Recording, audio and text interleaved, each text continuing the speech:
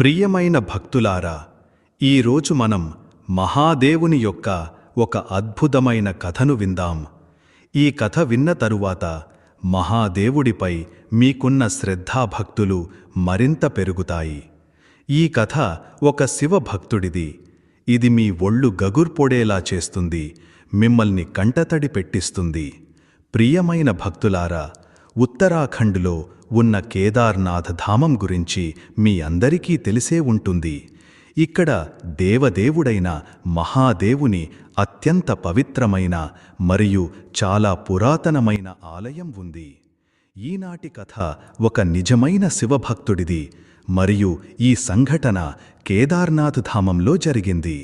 చాలా కాలం క్రితం మన దేశంలో బస్సులు మరియు రైళ్ల వంటి మంచి సౌకర్యాలు లేనప్పుడు ప్రజలు కాలినడకన ప్రయాణించవలసి వచ్చేది.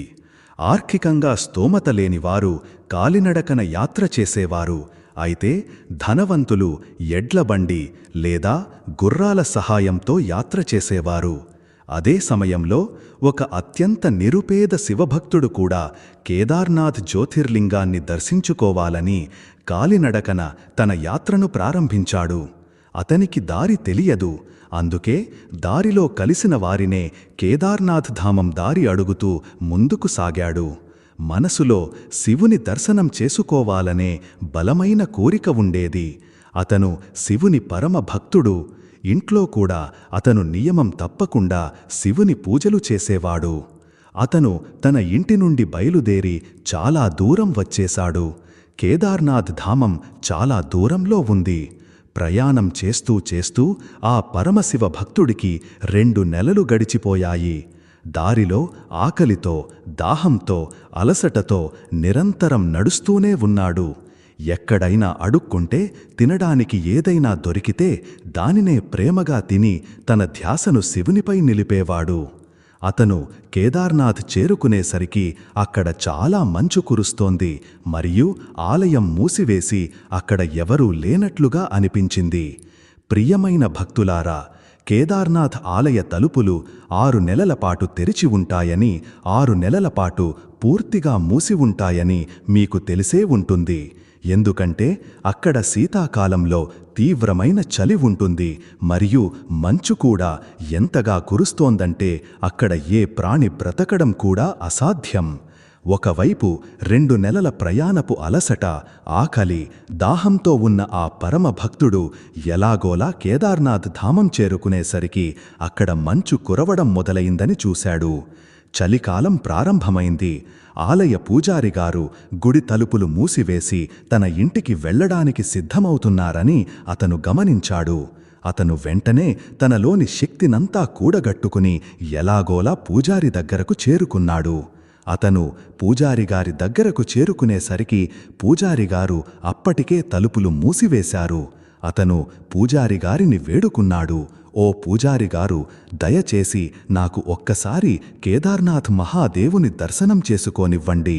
నేను చాలా కష్టపడి కాలినడకన ఇక్కడికి చేరుకున్నాను. పూజారిగారు నాపై ఇంత దయ చూపండి." కాని పూజారిగారు అతనితో ఇలా అన్నారు, "నాయనా, ఇప్పుడు ఆలయ తలుపులు మూసుకున్నాయి. ఇక 6 నెలల తరువాతే తెరుస్తారు. నువ్వొక పని చెయ్యి, 6 నెలల తరువాత రా. ఎలాగో ఇప్పుడు తలుపులు మూసేశాం. ఇక 6 నెలల తరువాత పూర్తి విధి విధానాలతో ఈ ద్వారాలను తెరుస్తారు. అందుకే ఇప్పుడు నువ్వు 6 నెలల తరువాతే బాబా కేదార్నాథుడిని దర్శించుకోగలవు." పూజారి గారి నోటి నుండి ఈ మాటలు వినగానే ఆ శివభక్తుడి కళ్లలో నీళ్లు తిరిగాయి. మనసులో చాలా బాధపడ్డాడు. ఇన్ని నెలల కఠిన తపస్సు చేసి ఎలాగోలా ఇక్కడికి చేరుకున్నానని, కాని ఇక్కడికి వచ్చాక కూడా బాబా దర్శనం కాలేదని అతను అనుకున్నాడు. అతను చాలా దుఃఖించాడు. అతను మళ్ళీ పూజారి గారిని వేడుకుని ఆయన కాళ్ళు పట్టుకుని ప్రాధేయపడుతూ ఇలా అన్నాడు, "మహారాజా, నేను చాలా దూరం నుండి వచ్చాను. నాపై కొంచెం దయ చూపండి. ఒక్కసారి నా బాబా దర్శనం చెయ్యండి. నేను వెళ్ళిపోతాను. నా జీవితం ధన్యమైందని భావిస్తాను." పూజారిగారు, నేను 2 నెలలు కాలినడకన నడుస్తూ అక్కడక్కడ ఆగుతూ ఎలాగోలా ఇక్కడికి చేరుకున్నాను. నేను ఇక బ్రతకనేమో అనిపించింది. కేవలం బాబా దర్శన కాంక్షే నన్ను బ్రతికించింది. నాకు ఒక్కసారి బాబా దర్శనం చెయ్యండి. ప్రియమైన భక్తులారా, కాని పూజారిగారు అతని మాట ఒక్కటీ వినలేదు. మరియు ఇలా అన్నారు, నాయనా, దర్శనం చేసుకోవాలంటే 6 నెలల తరువాతే ఇక్కడికి రా. ఒకవేళ నువ్వు తిరిగి వెళ్ళలేకపోతే ఇక్కడే 6 నెలలు ఉండిపో.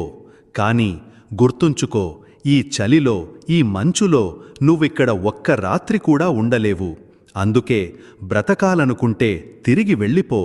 బ్రతికి ఉంటే మళ్ళీ వచ్చి దర్శనం చేసుకోవచ్చు. ఈ సమయంలో మేము తలుపులు మూసివేశాము, ఇక తెరవలేము.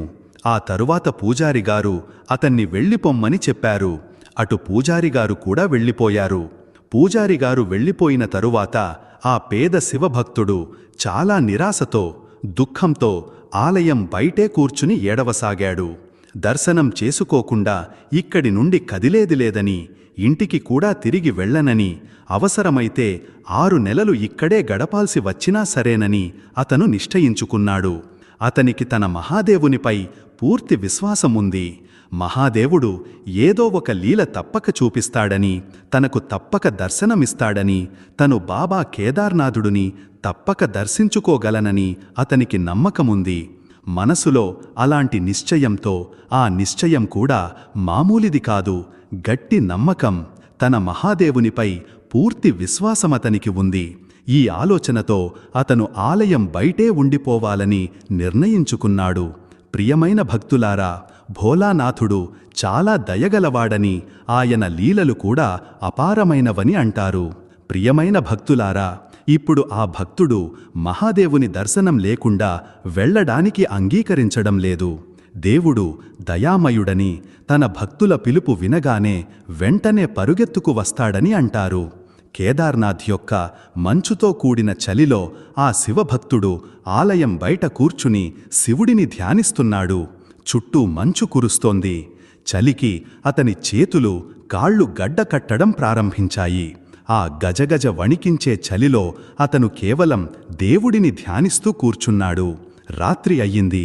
రాత్రి అవ్వగానే చలి మరింత పెరిగింది. అతని చేతులు, కాళ్ళు, అతని మొత్తం శరీరం మొద్దుబారిపోవడం మొదలైంది. ఆ ప్రదేశంలో ఏ మనిషికైనా ఒక్క క్షణం కూడా ఉండటం చాలా కష్టం. కాని అతను అక్కడే కూర్చున్నాడు. దర్శనం చేసుకోకుండానే నా మరణం సంభవించినా నేను ఇక్కడే ఆలయ ద్వారం వద్దనే కూర్చుంటానని అతను నిర్ణయించుకున్నాడు. ఈ విధంగా మనసులో కోరికతో అతను అక్కడే బాబా ద్వారం వద్ద కూర్చున్నాడు. ప్రియమైన భక్తులారా, చూడండి, మన మనసులో దేవుడి పట్ల విశ్వాసం ఉన్నప్పుడు ఎన్ని కష్టాలు వచ్చినా మన విశ్వాసం సడలదు. భోలానాథుడు ఏదో ఒక రూపంలో వచ్చి మనల్ని ప్రతి కష్టం నుండి గట్టెక్కిస్తాడని అంటారు. ఆ భక్తుడు కూడా అదే విధంగా అక్కడే కూర్చున్నాడు. రాత్రి అయ్యింది. రాత్రి చీకటిలో ఒక అఘోరా బాబా తన వైపు రావడం కనిపించింది. చూస్తుండగానే ఆ అఘోరా బాబా అతని దగ్గరికి వచ్చి అతని తలపై చేయి వేసి అడిగారు, నాయనా, ఈ సమయంలో నువ్విక్కడ ఏమి చేస్తున్నావు? అప్పుడు ఆ శివభక్తుడు అఘోరా బాబాకు జరిగినదంతా చెప్పాడు. అఘోరా బాబా విని, బిడ్డా, నువ్వు నిరాశపడకు, ఆలయ ద్వారాలు కూడా తెరుచుకుంటాయి, మరియు నువ్వు బాబా దర్శనం కూడా తప్పక చేసుకుంటావు అని అన్నారు. ఆ తరువాత ఆ అఘోరా బాబా ఆ భక్తుడితో, బిడ్డా, నువ్వు అలిసిపోయి ఉంటావు, ఒక పని చెయ్యి, నా దగ్గర కొంచెం భోజనం ఉంది, అది తిని విశ్రాంతి తీసుకో. నీకు చలి కూడా వేస్తోంది, ఇంత తీవ్రంగా మంచు కురుస్తోంది, కాబట్టి నేను నీకోసం కొంచెం నిప్పు రాజేస్తాను, నువ్వు చలి కూడా కాచుకో అని అన్నారు. అఘోరా బాబా తాను తెచ్చుకున్న భోజనంలో నుండి కొంచెం భాగమివ్వగా అది తిని అతను తృప్తి చెందాడు. బాబా నిప్పు రాజేశారు. శివభక్తుడు చలి కాచుకున్నాడు. ఆ తరువాత శివభక్తుడు చాలా అలసిపోయాడు. అతను భోజనం చేసి నిప్పు వెచ్చదనం ముందు ఎప్పుడు కన్ను మూశాడో అతనికి తెలియనేలేదు. మరుసటి ఉదయం అతను కళ్ళు తెరిచినప్పుడు సూర్యుని మొదటి కిరణం అతని కళ్లపై పడగానే ఆ సూర్యరశ్మితో అతని కళ్ళు తెరుచుకున్నాయి. కళ్ళు నులుముకుంటూ అతను అటూ ఇటూ చూడసాగాడు. అతను చూస్తే అఘోరా బాబా అక్కడ లేరు, మరియు మంచు కూడా తొలగిపోయింది. ఇప్పుడు ఆ భయంకరమైన చలి అతనికి అనిపించడం లేదు. మంచు మొత్తం పోయింది, మరియు ఆ వాతావరణం కూడా శీతాకాలంలా అనిపించలేదు. కేదార్నాథులో వరుసగా 6 నెలల పాటు కేవలం మంచు మాత్రమే కురుస్తుంది. కాని అకస్మాత్తుగా ఇది ఏమి జరిగిందని అతను ఆశ్చర్యపోయాడు. కొద్దిసేపటి తరువాత ఆలయ పూజారిగారు తన సహచరులతో కలిసి ఆలయం వైపు రావడం చూశాడు. పూజారిగారు ఆలయం దగ్గరికి చేరుకున్నప్పుడు శివభక్తుడు చాలా ఆసక్తితో అడిగాడు, "ఓ పూజారిగారు, ఆలయ ద్వారాలు ఈరోజే తెరుస్తారా?" అప్పుడు పూజారిగారు, "అవును నాయనా, ఈరోజే తెరుస్తారు, మరియు ఈరోజు మొత్తం 6 నెలల శీతాకాలం తరువాత భక్తులు బాబా కేదార్నాథుడిని దర్శించుకోగలరు." ప్రియమైన భక్తులారా, పూజారిగారు మొదట ఆ భక్తుడిని గుర్తుపట్టలేకపోయారు. అది విని ఆ శివభక్తుడు, "పూజారిగారు, 6 నెలల తరువాత? కాని మీరు నిన్ననే కదా ఆలయ ద్వారాలు మూసివెళ్లారు" అన్నాడు. ఇది వినగానే పూజారిగారు తన మెదడుపై ఒత్తిడి తెచ్చి, "నువ్వు 6 నెలల క్రితం కేదార్నాథుని దర్శనం కోసం వచ్చినవాడివే కదా, కాని ఆ సమయంలో ఆలయ తలుపులు మూసుకుపోయి నువ్వు దర్శనం చేసుకోలేకపోయావు" అన్నారు. అప్పుడు ఆ భక్తుడు, "అవును పూజారిగారు, నేను అతడినే, కాని నేను 6 నెలల క్రితం కాదు, నిన్ననే వచ్చాను, మరియు రాత్రి నేను ఇక్కడే ఆలయ ద్వారం వద్దనే నిద్రపోయాను. కాని ఈరోజు మీరు ఇంత త్వరగా వచ్చారేంటి? 6 నెలలు ఎలా అయ్యాయి?" అని అన్నాడు. భక్తుడి మాటలు విని పూజారిగారికి చాలా సందేహం కలిగింది. ఇక్కడ స్వయంగా భోలానాథుడు చేసే ఎన్నో అద్భుతాలు జరుగుతాయని పూజారిగారికి తెలుసు. ఆ భక్తుడి మాటలు విని పూజారిగారికి అనుమానం వచ్చి, "నాయనా, సరే చెప్పు, రాత్రి నీతో ఏమి జరిగింది?" అని అడిగారు. అప్పుడు ఆ అమాయక శివభక్తుడు పూజారిగారికి రాత్రి జరిగిన విషయాలన్నీ చెప్పాడు. అతను, "బాబా, రాత్రి నా దగ్గరకు ఒక అఘోరా బాబా వచ్చారు. చాలా చలిగా ఉంది, నేను ఆకలితో కూడా ఉన్నాను. అప్పుడు ఆయన నాకు భోజనమిచ్చారు, మరియు చలి కాచుకోవడానికి నిప్పు రాజేశారు. ఆ తరువాత నన్ను విశ్రాంతి తీసుకోమన్నారు" అని చెప్పాడు. అప్పుడు పూజారిగారు, "బిడ్డా, ఆ బాబా ఎలా ఉంటారు? కొంచెం చెప్పు" అన్నారు. శివభక్తుడు, "అచ్చం అఘోరాలలాగే పొడవాటి జుట్టు, చేతిలో త్రిశూలం మరియు నుదుటిపై త్రిపుండ్రం ఉంది" అని చెప్పసాగాడు. అంతే, ఆ మాట వినగానే పూజారిగారు మరియు ఆయన సహచరులు ఆ శివభక్తుడి కాళ్లపై పడి, "నాయనా, నువ్వు ధన్యుడివి, నీకు తెలియదు, నీ దగ్గరకు స్వయంగా మహాదేవుడే నడిచి వచ్చాడు, మరియు ఆయనే తన యోగమాయతో నీ 6 నెలల కాలాన్ని ఒక్క రాత్రిగా మార్చి కాలఖండాన్ని సంక్షిప్తం చేశారు. బిడ్డా, ఇదంతా నీ నిజమైన భక్తి మరియు శ్రద్ధ వల్లే జరిగింది. మేము ఇన్ని సంవత్సరాలుగా భగవంతుని భక్తి చేస్తున్నాము, కాని ఈరోజు వరకు మాకు భగవంతుని దర్శనం కాలేదు. కాని నీకు సాక్షాత్తు శివుడే దర్శనమిచ్చి నిన్ను రక్షించాడు" అని అన్నారు. ప్రియమైన మిత్రులారా, ప్రార్థిద్దాం. ఓ మహాదేవా, ఈరోజు ఈ అమృతవాణిని వింటున్న ప్రతి భక్తుడి జీవితంలో మీ కృప సదా ఉండాలి, మరియు వారి కష్టాలన్నీ తొలగిపోవాలి. మిత్రులారా, ఈ అద్భుతమైన వాణిని వినే ముందు మీ ఆలోచనలను మరియు భక్తిని వ్యక్తపరుస్తూ క్రింద వ్యాఖ్యానలో హరహర మహాదేవా అని తప్పకుండా రాయండి. ప్రియమైన భక్తులారా, అందుకే కేదార్నాథుడిని జాగృత మహాదేవుడు అని అంటారు. బాబా తన భక్తులకు చాలా త్వరగా దర్శనమిస్తారని అంటారు. ఏ భక్తులైతే మనసులో బాబా దర్శన కాంక్షను కలిగి ఉంటారో బాబా వారిని రక్షిస్తారు కూడా. ఓం నమో నారాయణాయ. మిత్రులారా, ఇది ప్రాచీన కాలం నాటి ఒక చాలా ప్రసిద్ధమైన కథ. దీన్ని మీరందరూ చెవులతో కాదు, హృదయంతో వినండి. ఒకానొకప్పుడు భారతదేశం మధ్యలో ఒక అత్యంత సంపన్నమైన నగరం ఉండేది. అదే నగరంలో ఒక ధనవంతుడైన సేఠి నివసించేవాడు. అతని వ్యాపారం చాలా దూర ప్రాంతాల వరకు విస్తరించి ఉండేది. అతని వద్ద ధనము, బంగారం, వెండి, వజ్రాలు, ముత్యాలకు కొదవే లేదు. అతని ఇల్లు ఏ రాజమహలుకు తక్కువ కాదు. అందులో ఎందరో దాసదాసీలు పగలనక రాత్రనక సేవలో నిమగ్నమయ్యుండేవారు. సేట్టి స్వభావరీత్యా చాలా దయగలవాడు, ధర్మాత్ముడు. అతను శివుని అనన్య సామాన్యమైన పరమభక్తుడు. అతని ప్రతి శ్వాసలో, ప్రతి ఆలోచనలో కేవలం భోళానాథుడే నివసించేవాడు. అతను ఎల్లప్పుడూ ఆయననే ధ్యానిస్తూ, ఆయన నామాన్ని కీర్తిస్తూ, ఆయన మహిమను గానం చేస్తూ ఉండేవాడు. సేట్టి ధనధాన్యాలతో, సమస్త సాంసారిక సుఖాలతో నిండి ఉన్నప్పటికీ అతని జీవితంలో ఒక చాలా పెద్ద, లోతైన దుఃఖముండేది. అది అతన్ని లోపలే తినేస్తూ ఉండేది. అతని ఇంట్లో సంతానం లేదు. అతని విశాలమైన ప్రాంగణం ఒక పసిబిడ్డ కీరింతల కోసం తపించిపోయేది.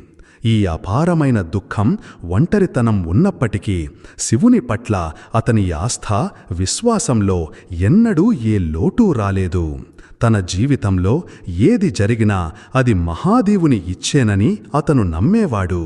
అతను వారంలోని 7 రోజులు, రోజులోని 24 గంటలు, ప్రతి క్షణం, ప్రతి నిమిషం లేచినా, కూర్చున్నా, నిద్రపోయినా, మేల్కొన్నా కేవలం శివుని నామాన్నే జపిస్తూ ఉండేవాడు.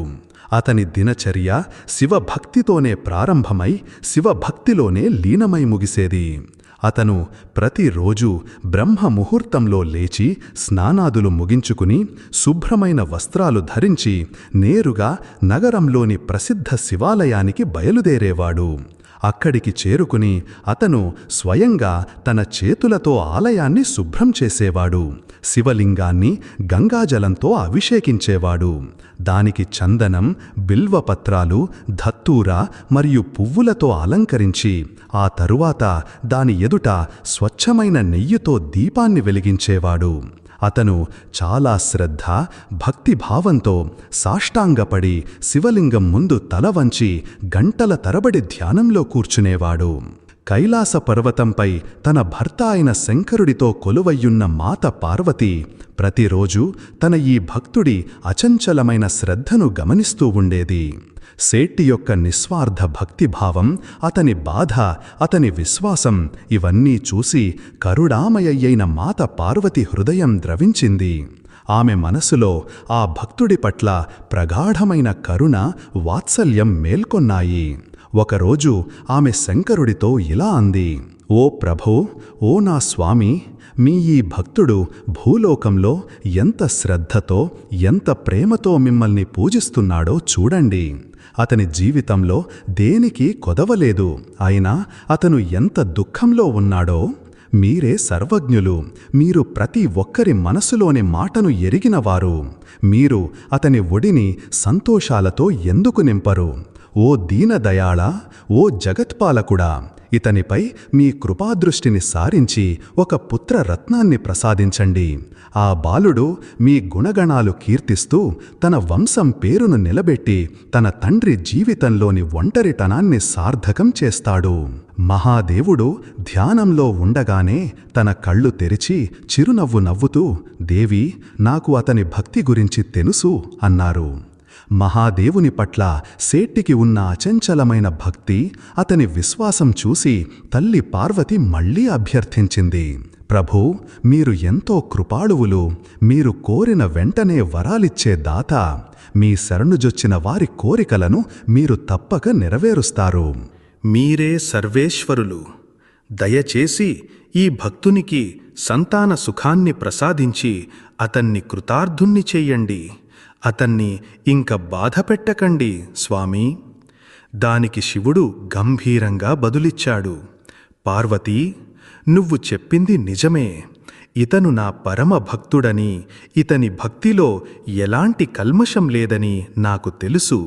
కానీ నేను విధి విధానానికి కట్టుబడి ఉన్నాను. ఇతని తలరాతలో, ఇతని ప్రారబ్ధంలో సంతాన సుఖం రాసిపెట్టిలేదు. ఇది విధి రాసిన రాత. నేను విధి రాసిన దానిని మార్చలేను. ప్రతి జీవి తన కర్మ ఫలాన్ని అనుభవించడానికే ఈ లోకంలో జన్మిస్తాడు మరియు ఇతని కర్మఫలం ఏమిటంటే ఇతను సంతానం లేకుండా ఉండటమే. ఇది విని తల్లి పార్వతి హృదయం విలవిలలాడింది. ఆమె పట్టుదలగా అంది, స్వామీ, ఇది ఎప్పటికీ జరగకూడదు. ఇతను మీ భక్తుడు, తన సర్వస్వాన్ని మీకు అర్పించాడు. మీరు ఇతని కోసం విధి రాతను మార్చాల్సిందే. మీరు అతనికి ఒక కుమారుడిని ఇవ్వాల్సిందే. మీ భక్తికి ఇంతటి అందమైన ఫలం అతనికి తప్పక లభించాలి. మీరు మీ భక్తుల మొర వినకపోతే ఈ ప్రపంచంలో భక్తికి, విశ్వాసానికి విలువేముంటుంది? తల్లి పార్వతి యొక్క ఆ పట్టుదల, ఆమె మొండితనం మరియు తన భక్తుడి పట్ల ఆమెకున్న అపారమైన స్నేహం చూసి భోళానాథుని హృదయం కరిగిపోయింది. ఆయన తన ప్రియమైన పార్వతిని దుఃఖంలో చూడలేకపోయారు. ఆయన తల్లి పార్వతి మాటను అంగీకరించి తన యోగమాయతో షేట్టికి పుత్రవరాన్ని ప్రసాదించారు. కాని అదే సమయంలో ఆయన ఒక గంభీరమైన హెచ్చరిక కూడా చేశారు. పార్వతీ, నీ కోరిక మేరకు, నీ పట్టుదలకు తలొగ్గి నేను ఇతనికి పుత్రవరాన్ని ఇస్తున్నాను. కాని ఈ పుత్రుడు కేవలం 12 సంవత్సరాలు మాత్రమే జీవిస్తాడు. అతని ఆయుష్యు 12 సంవత్సరాలు మాత్రమే. 12 సంవత్సరాల వయసు పూర్తి కాగానే ఈ బాలుడికి మృత్యువు వస్తుంది. అతని మరణం నిశ్చితం. ఇదే అతని తుది విధి. ఆ సమయంలో షేట్టి ఆలయంలోనే ఒక మూలన కూర్చుని అంతా వింటున్నాడు. అతను శివుడు, పార్వతి మధ్య జరిగిన సంభాషణనంతా అక్షరం పొల్లుపోకుండా విన్నాడు. కాని ఏమీ తెలియనట్లు, ఏమీ ఎరగనట్లుగా నటించాడు. శివుడి నుండి పుత్రవరం పొందిన షేట్టి మనసులో ఒకేసారి సంతోషం, దుఃఖం రెండూ పెను అలల్లా ఎగిసిపడ్డాయి.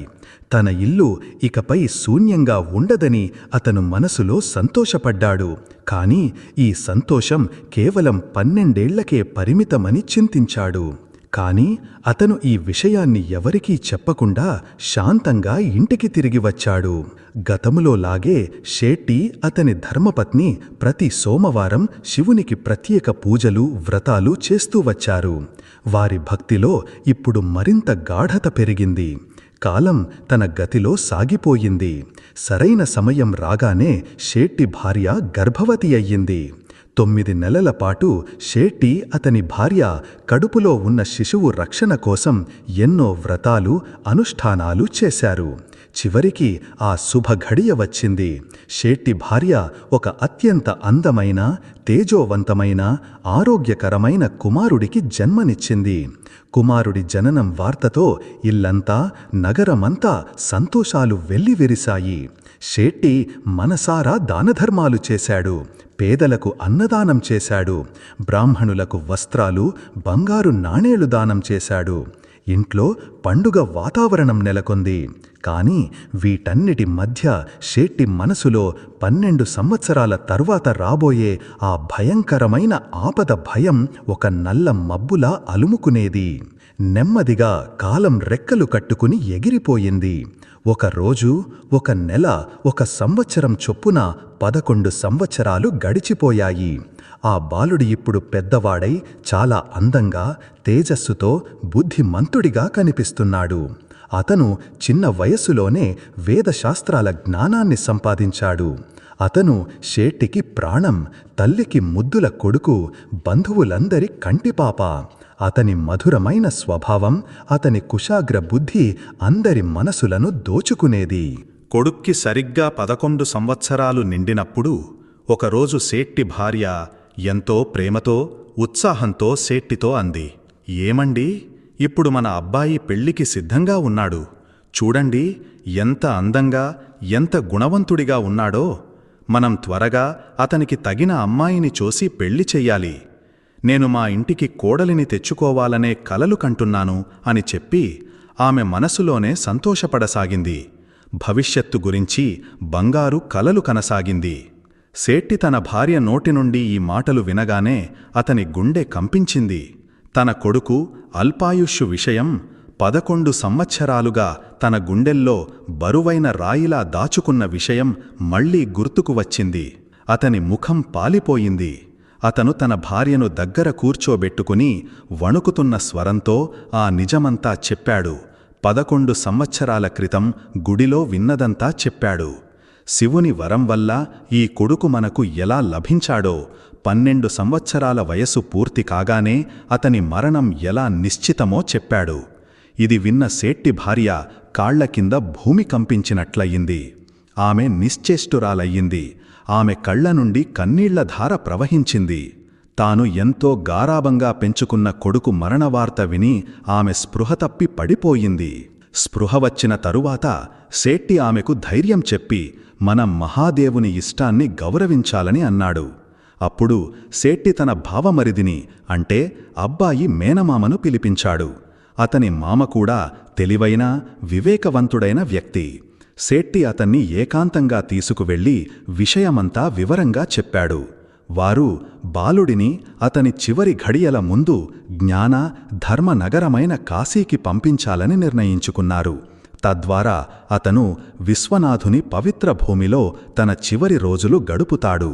వారు తమ కొడుకును అతని మామతో పాటు విద్యాభ్యాసం నెపంతో కాశీకి పంపించారు. దారిలో ఎక్కడ ఆగినా, ఏ గ్రామంలో లేదా నగరంలో బస చేసినా అక్కడ శివుని పేరు మీద యజ్ఞం, బ్రాహ్మణ భోజనం తప్పకుండా చెయ్యాలని, ఏ ఆకలితో ఉన్నవారిని నిరాశపరచవద్దని ఆదేశించారు. సేట్టి కొడుకు తన ప్రియమైన మామతో కలిసి కాశీకి సుదీర్ఘయాత్రకు బయలుదేరాడు.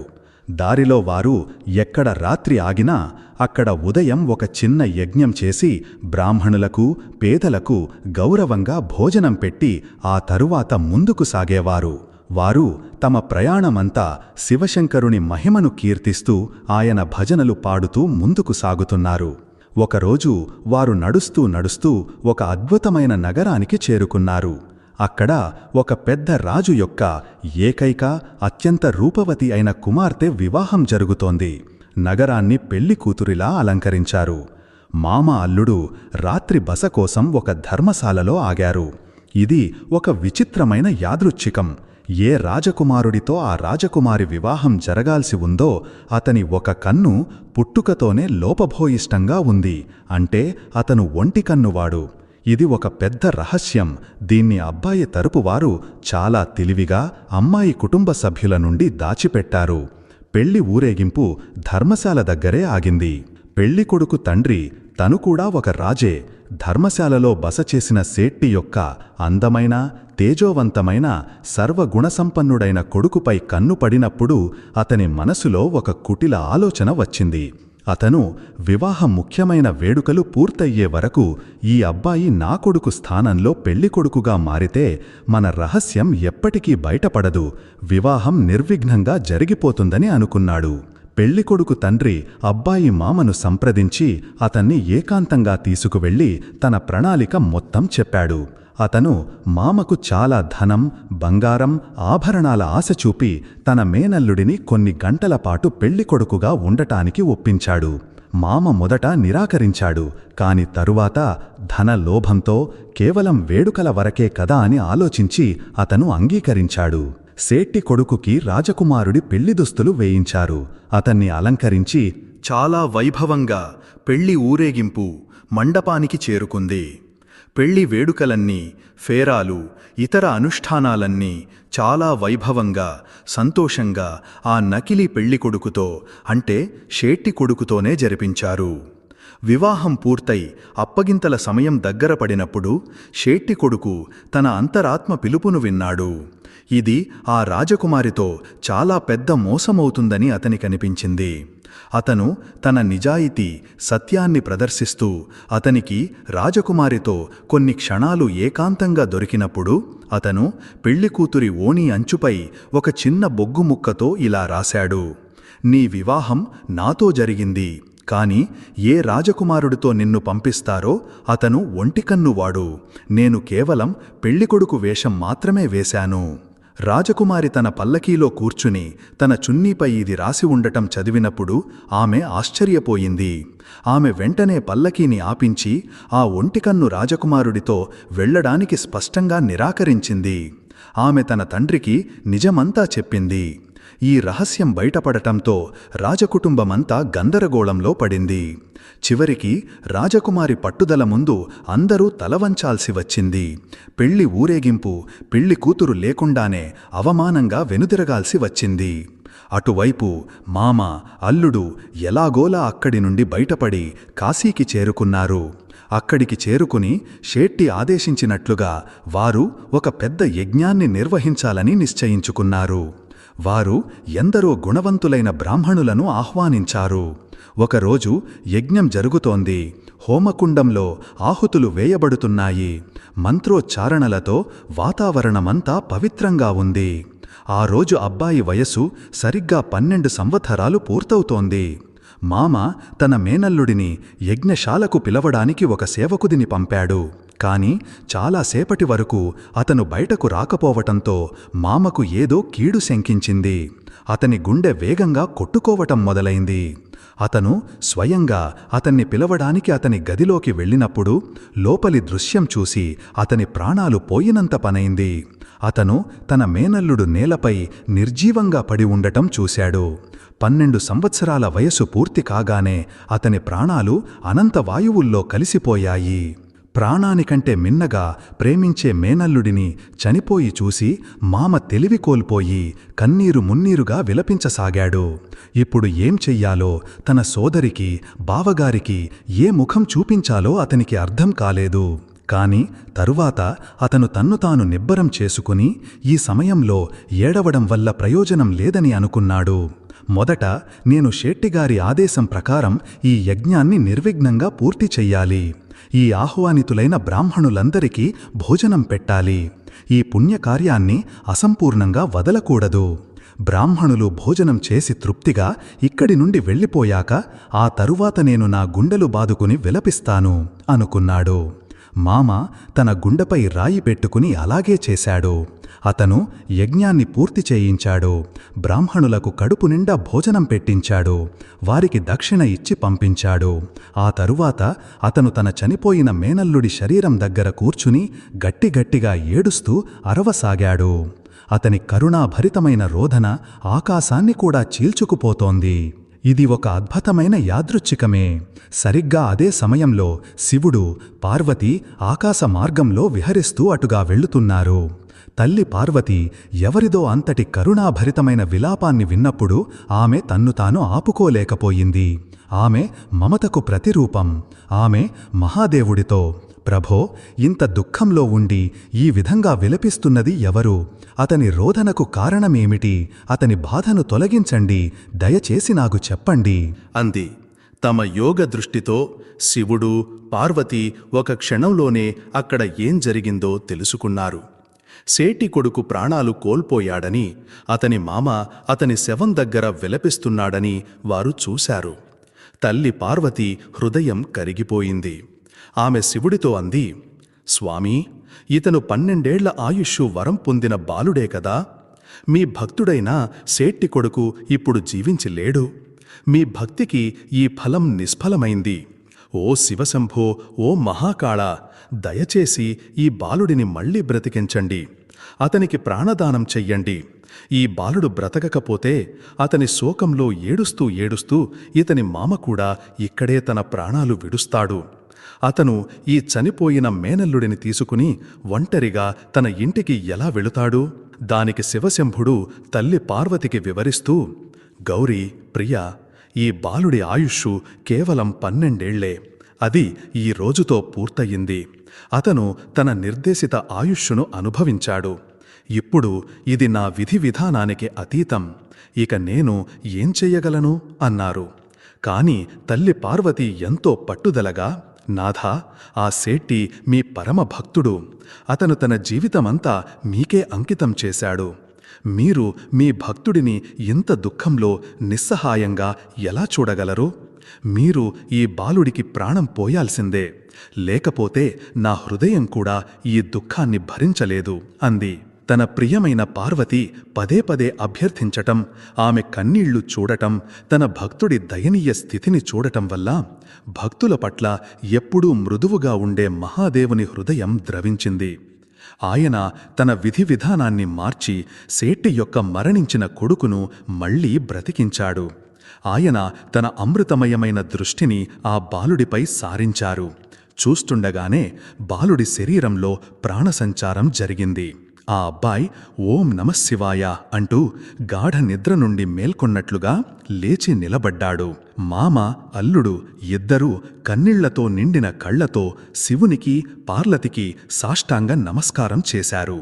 కొన్ని రోజులు కాశీలో ఉండి జ్ఞానార్జన చేసిన తరువాత మామ, అల్లుడు తమ ఇంటికి బయలుదేరారు. దారిలో వారు ఆ బాలుడి వివాహం జరిగిన నగరం నుండే వెళ్లారు. వారి సమూహం నగర ప్రధాన ద్వారం వద్దకు చేరుకోగానే ఆ రాజకుమారి తన రాజమహల్ కిటికీ నుండి అతన్ని వెంటనే గుర్తించింది. ఆమె పరుగెత్తుకుంటూ వెళ్లి తన తండ్రి అయిన రాజుకు ఈ సమాచారం ఇచ్చింది. రాజు తన కుమార్తెను వెంటబెట్టుకుని అక్కడికి చేరుకుని తన కుమార్తెను ఎన్నో ఏనుగులు, గుర్రాలు, దాసదాసీలు, వజ్రాలు, ముత్యాలు, అపారమైన ధనధాన్యాలతో పాటు ఆమె అసలైన భర్త అయిన సేట్టి కొడుకుతో గౌరవంగా పంపించాడు. వారు తమ నగరానికి ఇంటికి దగ్గరగా వచ్చినప్పుడు మామ ముందుగా వెళ్లి ఇంట్లో ఈ శుభవార్తను అందించాడు. తమ కొడుకును సజీవంగా శరీరంతో తిరిగి రావటం చూసి జొటగా ఒక అందమైన సుశీలవతి అయిన కోడలిని చూసి సేట్టి, అతని భార్య సంతోషానికి అవధుల్లేకుండా పోయాయి. వారు ఆనందంతో ఉప్పొంగిపోయారు.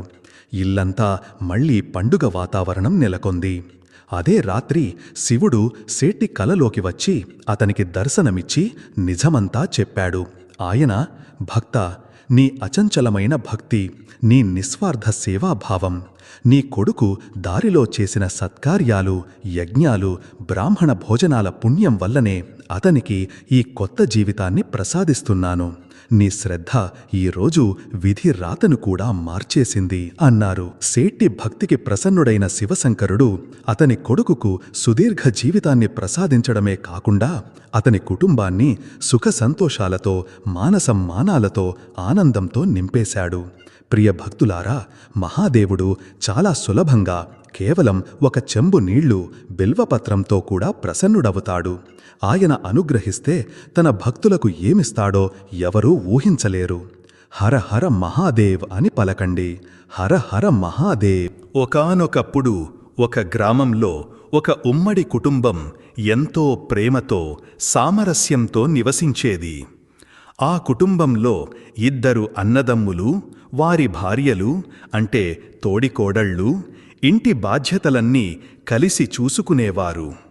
వారిద్దరి మధ్య ఎప్పుడూ ఎలాంటి మనస్పర్ధలు ఉండేవి కావు. ఎందుకంటే వారు ఇంటి పనులను చాలా తెలివిగా పంచుకున్నారు. ప్రతి ఒక్కరూ తమ వంతు పనిని సమయానికి, పూర్తి శ్రద్ధతో చేసేవారు. దానివల్ల ఇంట్లో ఎప్పుడూ శాంతి, సుఖ వాతావరణం ఉండేది. పెద్ద కోడలు అందరూ ఆమెను జేఠాని, అక్కగారు అను పిలిచేవారు. ఇంటి లోపలి ముఖ్యమైన పనులను చూసుకునేది. ఆమె పని ఉదయాన్నే లేచి పెరుగు చిలకడం, దాని నుండి తాజా వెన్న, నెయ్యి తీయడం, తరువాత కుటుంబమంతటికి వేడివేడి రొట్టెలు చేయడం. ఇది కాకుండా ఆమె తన అత్తమామల సేవలో కూడా పూర్తి శ్రద్ధ తీసుకునేది. వారికి సమయానికి భోజనం పెట్టడం, వారి అవసరాలను చూసుకోవడం, వారితో కూర్చుని మాట్లాడటం, ఇవన్నీ ఆమె దినచర్యలో భాగం. మరోవైపు చిన్న కోడలు అంటే దేవరాణి, చెల్లెలు ఇంటి బయటి శుభ్రతకు సంబంధించిన పనులు చేసేది.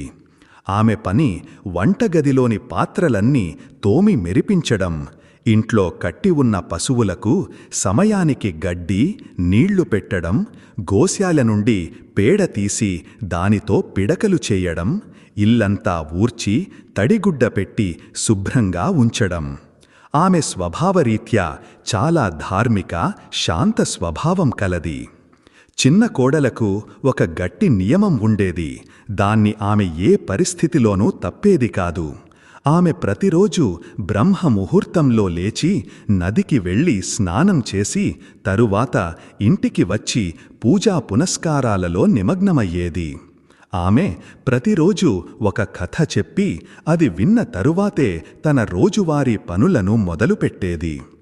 దేవుడిని స్మరించడం వల్ల రోజు మంచిగా గడుస్తుందని, పనులలో మనసు లగ్నమవుతుందని ఆమె నమ్మకం.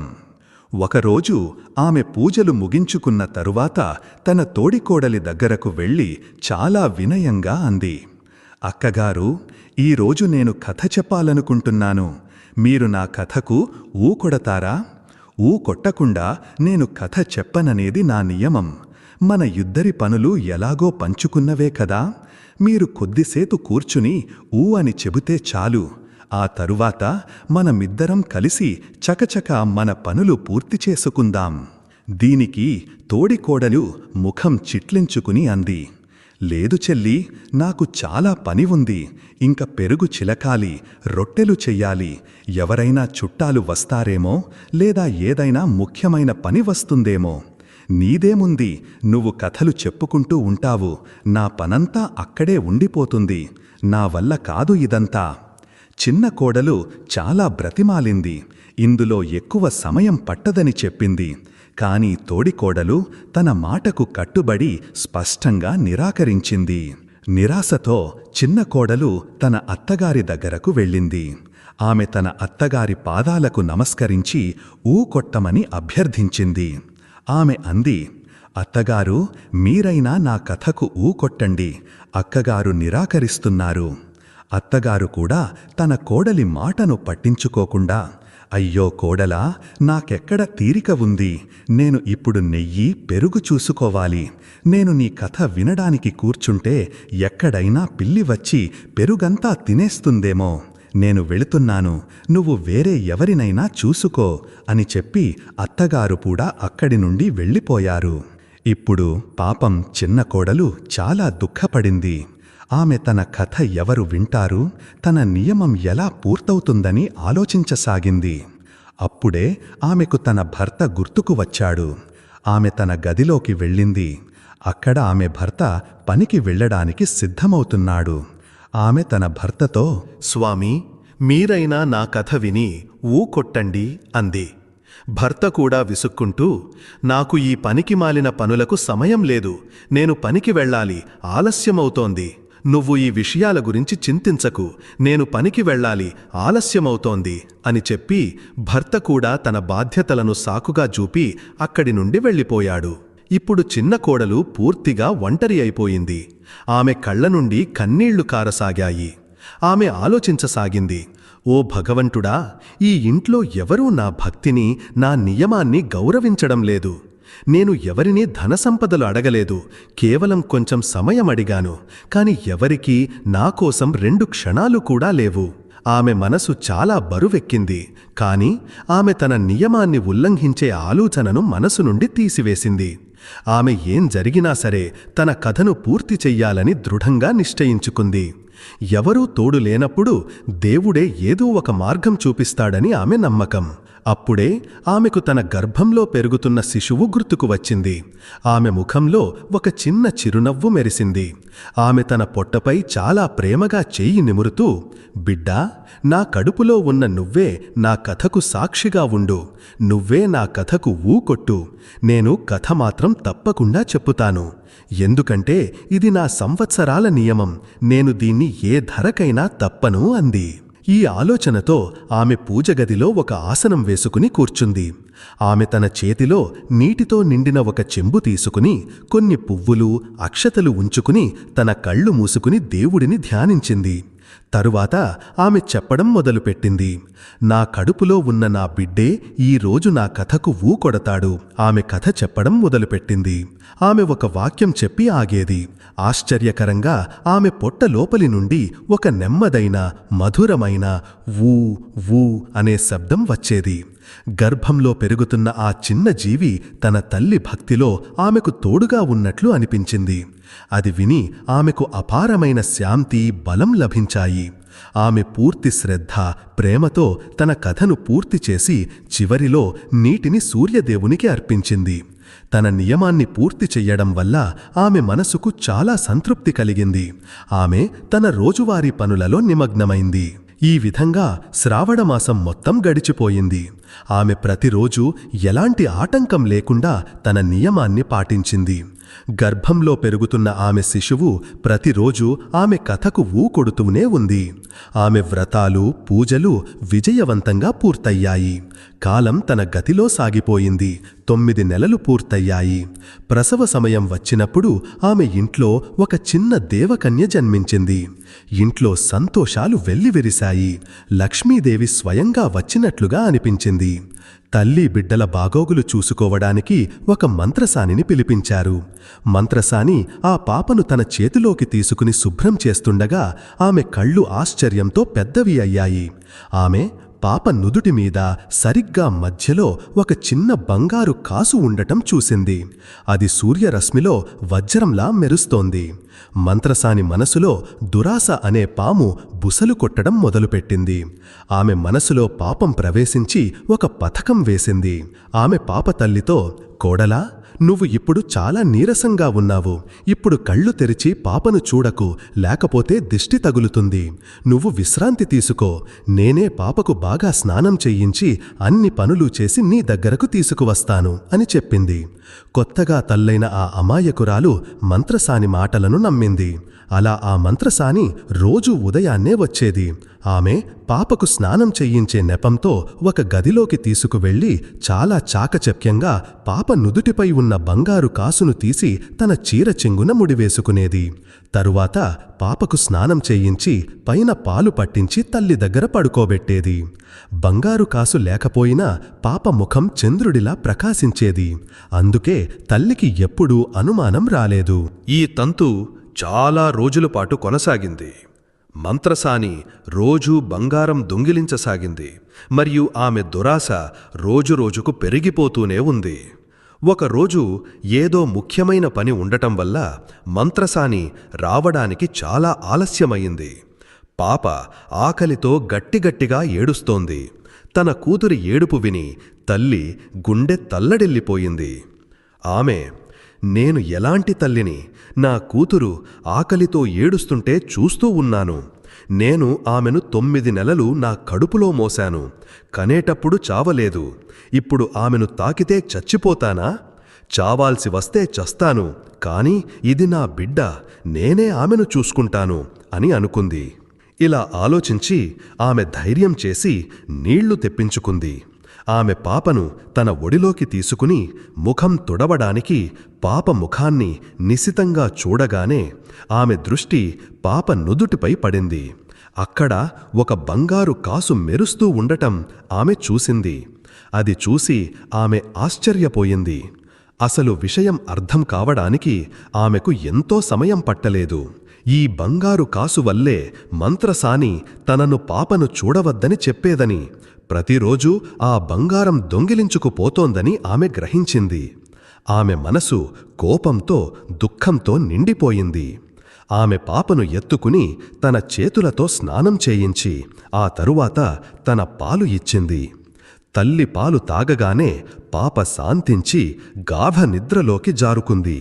కాసేపటికి మంత్రసాని ఆయాసంతో పరిగెత్తుకుంటూ వచ్చి పాప తల్లి ఒడిలో ప్రశాంతంగా ఉండటం చూసి కంగారు పడింది. పాప నుదుటి మీద ఈరోజు కూడా కాసు ఉండటం చూసి ఆమె కాళ్ల కింద భూమి కంపించినట్లయింది. తల్లి ఆమెను కోపంగా గద్దిస్తూ, పాపాత్మురాలా, నాతో ఇంత పెద్ద మోసం చేస్తున్నావా? నా బిడ్డ బంగారాన్ని దొంగిలించి నాకు ఎప్పటికీ తెలియదనుకున్నావా? ఈ రోజు నుండి నువ్వు నా ఇంటికి ఎప్పుడూ రాకు. నా కూతురిని నేనే చూసుకోగలను అని అంది. మంత్రసాని భయంతో వణికిపోతూ ఏమీ మాట్లాడకుండా అక్కడి నుండి పారిపోయింది. ఇప్పుడు ఇంట్లోని ఇతర వ్యక్తులు అంటే తోడికోడలు, అత్తగారు పాపను చూసి ఆమె నుదుటిపై ఆ అద్భుతమైన బంగారు కాసును చూసి ఆశ్చర్యపోయారు. మొదట వారు తమ కళ్లను తామే నమ్మలేకపోయారు. కాని తరువాత వారి మనసులలో కూడా దురాశ చోటు చేసుకుంది. కొద్దిసేపటి క్రితం కథ వినడానికి కూడా ఇష్టపడని ఆ తోడికోడలు ఇప్పుడు పాపపై తన అధికారాన్ని చూపిస్తూ, అయ్యో, ఇది మా ఇంటి లక్ష్మి. ఈ రోజు నుండి ఈ పాపకు నేనే స్నానం చేయిస్తాను. నేనే తన బాగోగులన్నీ చూసుకుంటాను అనడం మొదలుపెట్టింది. అత్తగారు కూడా వెనక్కి తగ్గకుండా దానిపై మొదటి హక్కు తనదే అని చెప్పసాగింది. మొదట ఆ కుటుంబం కలిసికట్టుగా ఒకే ఇంట్లో ఉండేది. కాని ఇప్పుడు ఆ చిన్న బంగారు కాసు దురాశ అందరి మనసులలో చిచ్చుపెట్టింది. మరదలు, తోడికోడలు, అత్తగారి మధ్య రోజూ గొడవలు జరగసాగాయి. మరియు చివరికి కుటుంబంలో పంపకాలు జరిగాయి. తోడికోడళ్ళు వేరువేరుగా ఉండటం ప్రారంభించారు. ఆ అమ్మాయి పెరిగి పెద్దవుతున్న కొద్దీ ఆమె తల్లిదండ్రుల ఇంట్లో ధన సంపదలు కూడా పెరగసాగాయి. వారి అభివృద్ధి అంచెలంచెలుగా పెరిగింది. చిన్న ఇల్లు పెద్ద భవంతిగా మారింది. మరియు పని చెయ్యడానికి నౌకర్లు వచ్చారు. ఆ అమ్మాయి ఎప్పుడు నిద్ర లేచినా ఆమె నుదుటిపై ఒక కొత్త బంగారు కాసు ఉండేది. ఆమె దానిని తీసి ఒక పెట్టెలో పెట్టేది. చూస్తుండగానే ఆ పెట్టె బంగారు కాసులతో నిండిపోయింది. దానితో డబ్బు రాసులుగా పోగయ్యింది. ఆ అమ్మాయి పెరిగి పెద్దదై 7-8 సంవత్సరాల వయస్సుకు చేరుకుంది. ఆమె చాలా అందంగా, సుశీలగా, సంస్కారవంతురాలిగా ఉండేది. ఆమెకు 10-12 సంవత్సరాలు వచ్చినప్పుడు ఇరుగు పొరుగు బంధువులు అమ్మాయి పెద్దదయ్యిందని పెళ్లి చెయ్యాలని చెప్పసాగారు. ఆమెకు 2 అన్నలు ఉండేవారు. వారు తమ చెల్లెలిని చాలా ప్రేమించేవారు. కాని బంగారు దురాశ వారి ప్రేమపై ఆధిపత్యం చెలాయించింది. ఒకరోజు పెద్ద అన్నయ్య తన తల్లిదండ్రులతో, అమ్మా, మనం మన చెల్లెలిని తల్లిదండ్రులకు ఒక్కడే కొడుకు ఉన్న చాలా పేదవాడైన అబ్బాయికి ఇచ్చి పెళ్లి చేద్దాం. తద్వారా పెళ్లి తర్వాత అతన్ని ఇల్లరికం అల్లుడిగా మన దగ్గరే ఉంచుకోవచ్చు. ఇలా చేయడం వల్ల మన చెల్లెలు ఎప్పుడూ మన కళ్ల ముందే ఉంటుంది. మరియు ఆమె నుదుటి బంగారు కాసుతో మన ఇంట్లో ధనసంపదలు కూడా వస్తూనే ఉంటాయి అని చెప్పాడు. తల్లిదండ్రులు కూడా ఈ సంపదను వదులుకోవడానికి ఇష్టపడక వెంటనే ఈ మాటకు అంగీకరించారు. అమ్మాయి పెద్ద అన్నయ్య తన చెల్లెలి కోసం సంబంధం వెతకడానికి బయలుదేరాడు. అతను గ్రామాలు, నగరాలు తిరుగుతూ ఉన్నాడు. కాని అతని వెతుకులాట పేదవాడు, అనాథ, దిక్కు మొక్కు లేనివాడైన ఒక అబ్బాయి కోసమే. తిరుగుతూ తిరుగుతూ చాలా రోజులు గడిచాయి. మరియు అతను ఒక దట్టమైన అడవికి చేరుకున్నాడు. అక్కడ ఒక యువకుడు ఒక చిన్న పచ్చి మట్టి గుడిసె వేసుకుని ఒంటరిగా జీవించడం చూశాడు. అతను ఆ అబ్బాయి దగ్గరకు వెళ్ళి, సోదరా, నువ్వు ఎవరు? మరియు ఈ భయంకరమైన అడవిలో ఒంటరిగా ఎందుకు ఉంటున్నావ్ అని అడిగాడు. ఆ అబ్బాయి చాలా నిరాడంబరంగా, అయ్యా, నేను ఒక అనాథను. నా తల్లిదండ్రులు నేను పుట్టిన కొద్ది కాలానికే చనిపోయారు. గ్రామస్తుల చీత్కారాలు తింటూనే పెరిగాను. ఎప్పుడైనా ఎవరైనా దయతలచి పాలు ఇస్తే మరెప్పుడైనా ఎవరైనా మిగిలిన రొట్టె ఇచ్చేవారు. నేను పెద్దవాడినయ్యాక ప్రజలు నన్ను అడవిలో ఒక గుడిసె వేసుకుని కష్టపడి పని చేసుకుని బతకమన్నారు. అందుకే నేను ఇక్కడే ఉంటున్నాను. దగ్గరలోని గ్రామంలో రోజు కూలీ చేసి దొరికిన కొద్దిపాటి డబ్బుతోనే నా పొట్ట నింపుకుంటున్నాను అని జవాబిచ్చాడు. అమ్మాయి అన్నయ్య మనసులో, ఈ అబ్బాయి సరిగ్గా తాము కోరుకుంటున్నట్లే ఉన్నాడు అనుకున్నాడు. తన చెల్లెలికి ఇంతకంటే మంచి వరుడు దొరకడని భావించాడు. అతను వెంటనే ఆ అబ్బాయితో, నేను నా ఒక్కగానొక్క చెల్లెలిని నీకు ఇచ్చి పెళ్లి చెయ్యాలనుకుంటున్నాను అని అన్నాడు. ఆ అబ్బాయి ఈ మాట విని ఆశ్చర్యపోయాడు. అతను, అయ్యా, మీరు ఇంత పెద్ద మనిషి. నేను ఈ అడవిలోని గుడిసెలో నివసించే ఒక పేదవాడిని. మీరు మీ చెల్లెలి చెయ్యిని నా చేతిలో ఎందుకు పెడతారు? ఇదేం పరిహాసం అని అన్నాడు. అన్నయ్య, నేను పరిహాసం చెయ్యడం లేదు. నేను నిజంగానే నా చెల్లెలిని నీకు ఇవ్వాలనుకుంటున్నాను. నువ్వు కేవలం ఈ రోజు నుండి 3వ రోజు మా ఊరికి ఊరేగింపుగా రా అని అన్నాడు. ఆ అబ్బాయి విచారంగా, మహారాజా, నాకు ఈ ప్రపంచంలో ముందు వెనుక ఎవరూ లేరు. నేను ఊరేగింపు ఎలా తీసుకురాగలను అన్నాడు. అన్నయ్య, దాని గురించి నువ్వు అస్సలు చింతించకు. నువ్వు సమయానికి చేరుకో. మిగతాదంతా మేము చూసుకుంటాం అని చెప్పాడు. అమ్మాయి అన్నయ్య సంతోషంగా ఇంటికి వచ్చి అందరికీ ఈ శుభవార్తను చెప్పాడు. ఇంట్లో పెళ్లి ఏర్పాట్లు ఘనంగా ప్రారంభమయ్యాయి. దూరదూరాలకు సందేశాలు పంపబడ్డాయి మరియు ఒక భవ్యమైన మండపం అలంకరించబడింది. నిర్ణీత సమయానికి ఆ అబ్బాయి ఒంటరిగా అక్కడికి చేరుకున్నాడు. అతను ఒంటరిగా రావడం చూసి అందరూ ఆశ్చర్యపోయినా మనసులో మాత్రం తమ ఉద్దేశం నెరవేరుతోందని సంతోషించారు. అమ్మాయి అన్నలు అతనికి ఘనంగా స్వాగతం పలికి ఒక బంగారు ముద్దను ఇస్తూ, "ఇదిగో, దీంతో పిండి కలిపి రొట్టె చేసుకో" అని అన్నారు. పిండికి బదులుగా ఎవరైనా బంగారు ముద్దను ఎందుకిస్తారని ఆశ్చర్యపోయాడు. కాని మౌనంగా అక్కడి నుండి వెళ్ళిపోయాడు. ఆ అబ్బాయి వాస్తవానికి తన తల్లిదండ్రులకు ఒక్కడే కొడుకు, కాని వారు చిన్నప్పుడే చనిపోయారు. అతను చాలా పేదరికం, అవమానాలు సహించి తన జీవితాన్ని గడిపాడు. ఇప్పుడు అతను ఒక చిన్న గుడిసె వేసుకుని అడవిలో నివసిస్తూ రాత్రింబవ్వళ్ళు కష్టపడి తన పొట్ట నింపుకుంటున్నాడు. అమ్మాయి అన్నయ్య అతని దగ్గరకు సంబంధం తీసుకుని వెళ్ళినప్పుడు అతను తన అదృష్టాన్ని నమ్మలేకపోయాడు. సేట్ అతనికి చాలా ధనం, బంగారు కాసులు కూడా ఇచ్చి ఊరేగింపుతో రమ్మని చెప్పాడు. ఇంత పెద్ద సేట్ తనకు ఇంత గౌరవం, ధనమిస్తున్నందుకు ఆ అబ్బాయి చాలా సంతోషించాడు. అతను ఊరేగింపు తీసుకుని వెళ్ళలేకపోయాడు. కాని ఒంటరిగానే సేట్ ఇంటికి చేరుకున్నాడు. సేట్ తన కూతురితో అతని 7 అడుగులు నడిపించాడు. పెళ్లి వేడుకలన్నీ ఘనంగా పూర్తయ్యాయి. 7 అడుగుల తరువాత అబ్బాయి చేతులు జోడించి, "సేట్ గారు, ఇప్పుడు నాకు వీడుకోలు పలకండి. నేను నా భార్యను తీసుకుని నా ఇంటికి వెళ్తాను" అని అన్నాడు. సేట్ నవ్వుతూ, "అబ్బాయి, నీకు ఇల్లు లేదని చెప్పావు కదా. నువ్వు ఇక్కడే మాతో పాటు ఇల్లరికం అల్లుడిగా ఉంటావు. నీకు ఇక్కడ దేనికి లోటు ఉండదు. ఏ పని చెయ్యాల్సిన అవసరం ఉండదు. కేవలం రాజులా హాయిగా ఉండు" అన్నాడు. అబ్బాయి వారి మాటకు అంగీకరించి అక్కడే ఉండసాగాడు. పెళ్లి మొదటి రాత్రి అమ్మాయి తల్లి అబ్బాయి ముందు ఒక వింత షరతు పెట్టింది.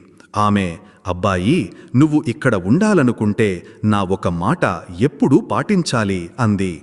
అబ్బాయి, "చెప్పండి అత్తయ్యా, ఏమిటా మాట" అని అడిగాడు. తల్లి, "నా కూతురు నిద్ర లేచి తనే లేచే వరకు నువ్వు ఆమె ముఖం చూడకూడదు. ప్రతి ఉదయం మొదట నేనే ఆమె ముఖం చూస్తాను. ఆ తరువాతే ఆమె లేస్తుంది మరియు నువ్వు ఆమెను చూడవచ్చు" అంది. అబ్బాయికి ఈ మాట కొంచెం వింతగా అనిపించింది. కాని బహుశా ఏదన్నా ఆచారం ఏమో అనుకుని, "సరే అత్తయ్యా, మీరు చెప్పినట్లే నేను చూడను" అని అన్నాడు. అలా ఇది రోజూ నియమంగా మారింది. అబ్బాయి రాత్రి తన భార్య దగ్గర పడుకునేవాడు, కాని ముఖం కప్పుకుని. రోజు ఉదయం అతని అత్తగారు గదిలోకి వచ్చి తన కూతురి ముఖం చూసి ఆమె నుదుటి నుండి బంగారు కాసును నిశ్శబ్దంగా తీసి ఆ తరువాత అక్కడి నుండి వెళ్ళిపోయేది. ఆమె వెళ్ళిన తరువాతే అమ్మాయి లేచి తన పనులలో నిమగ్నమయ్యేది.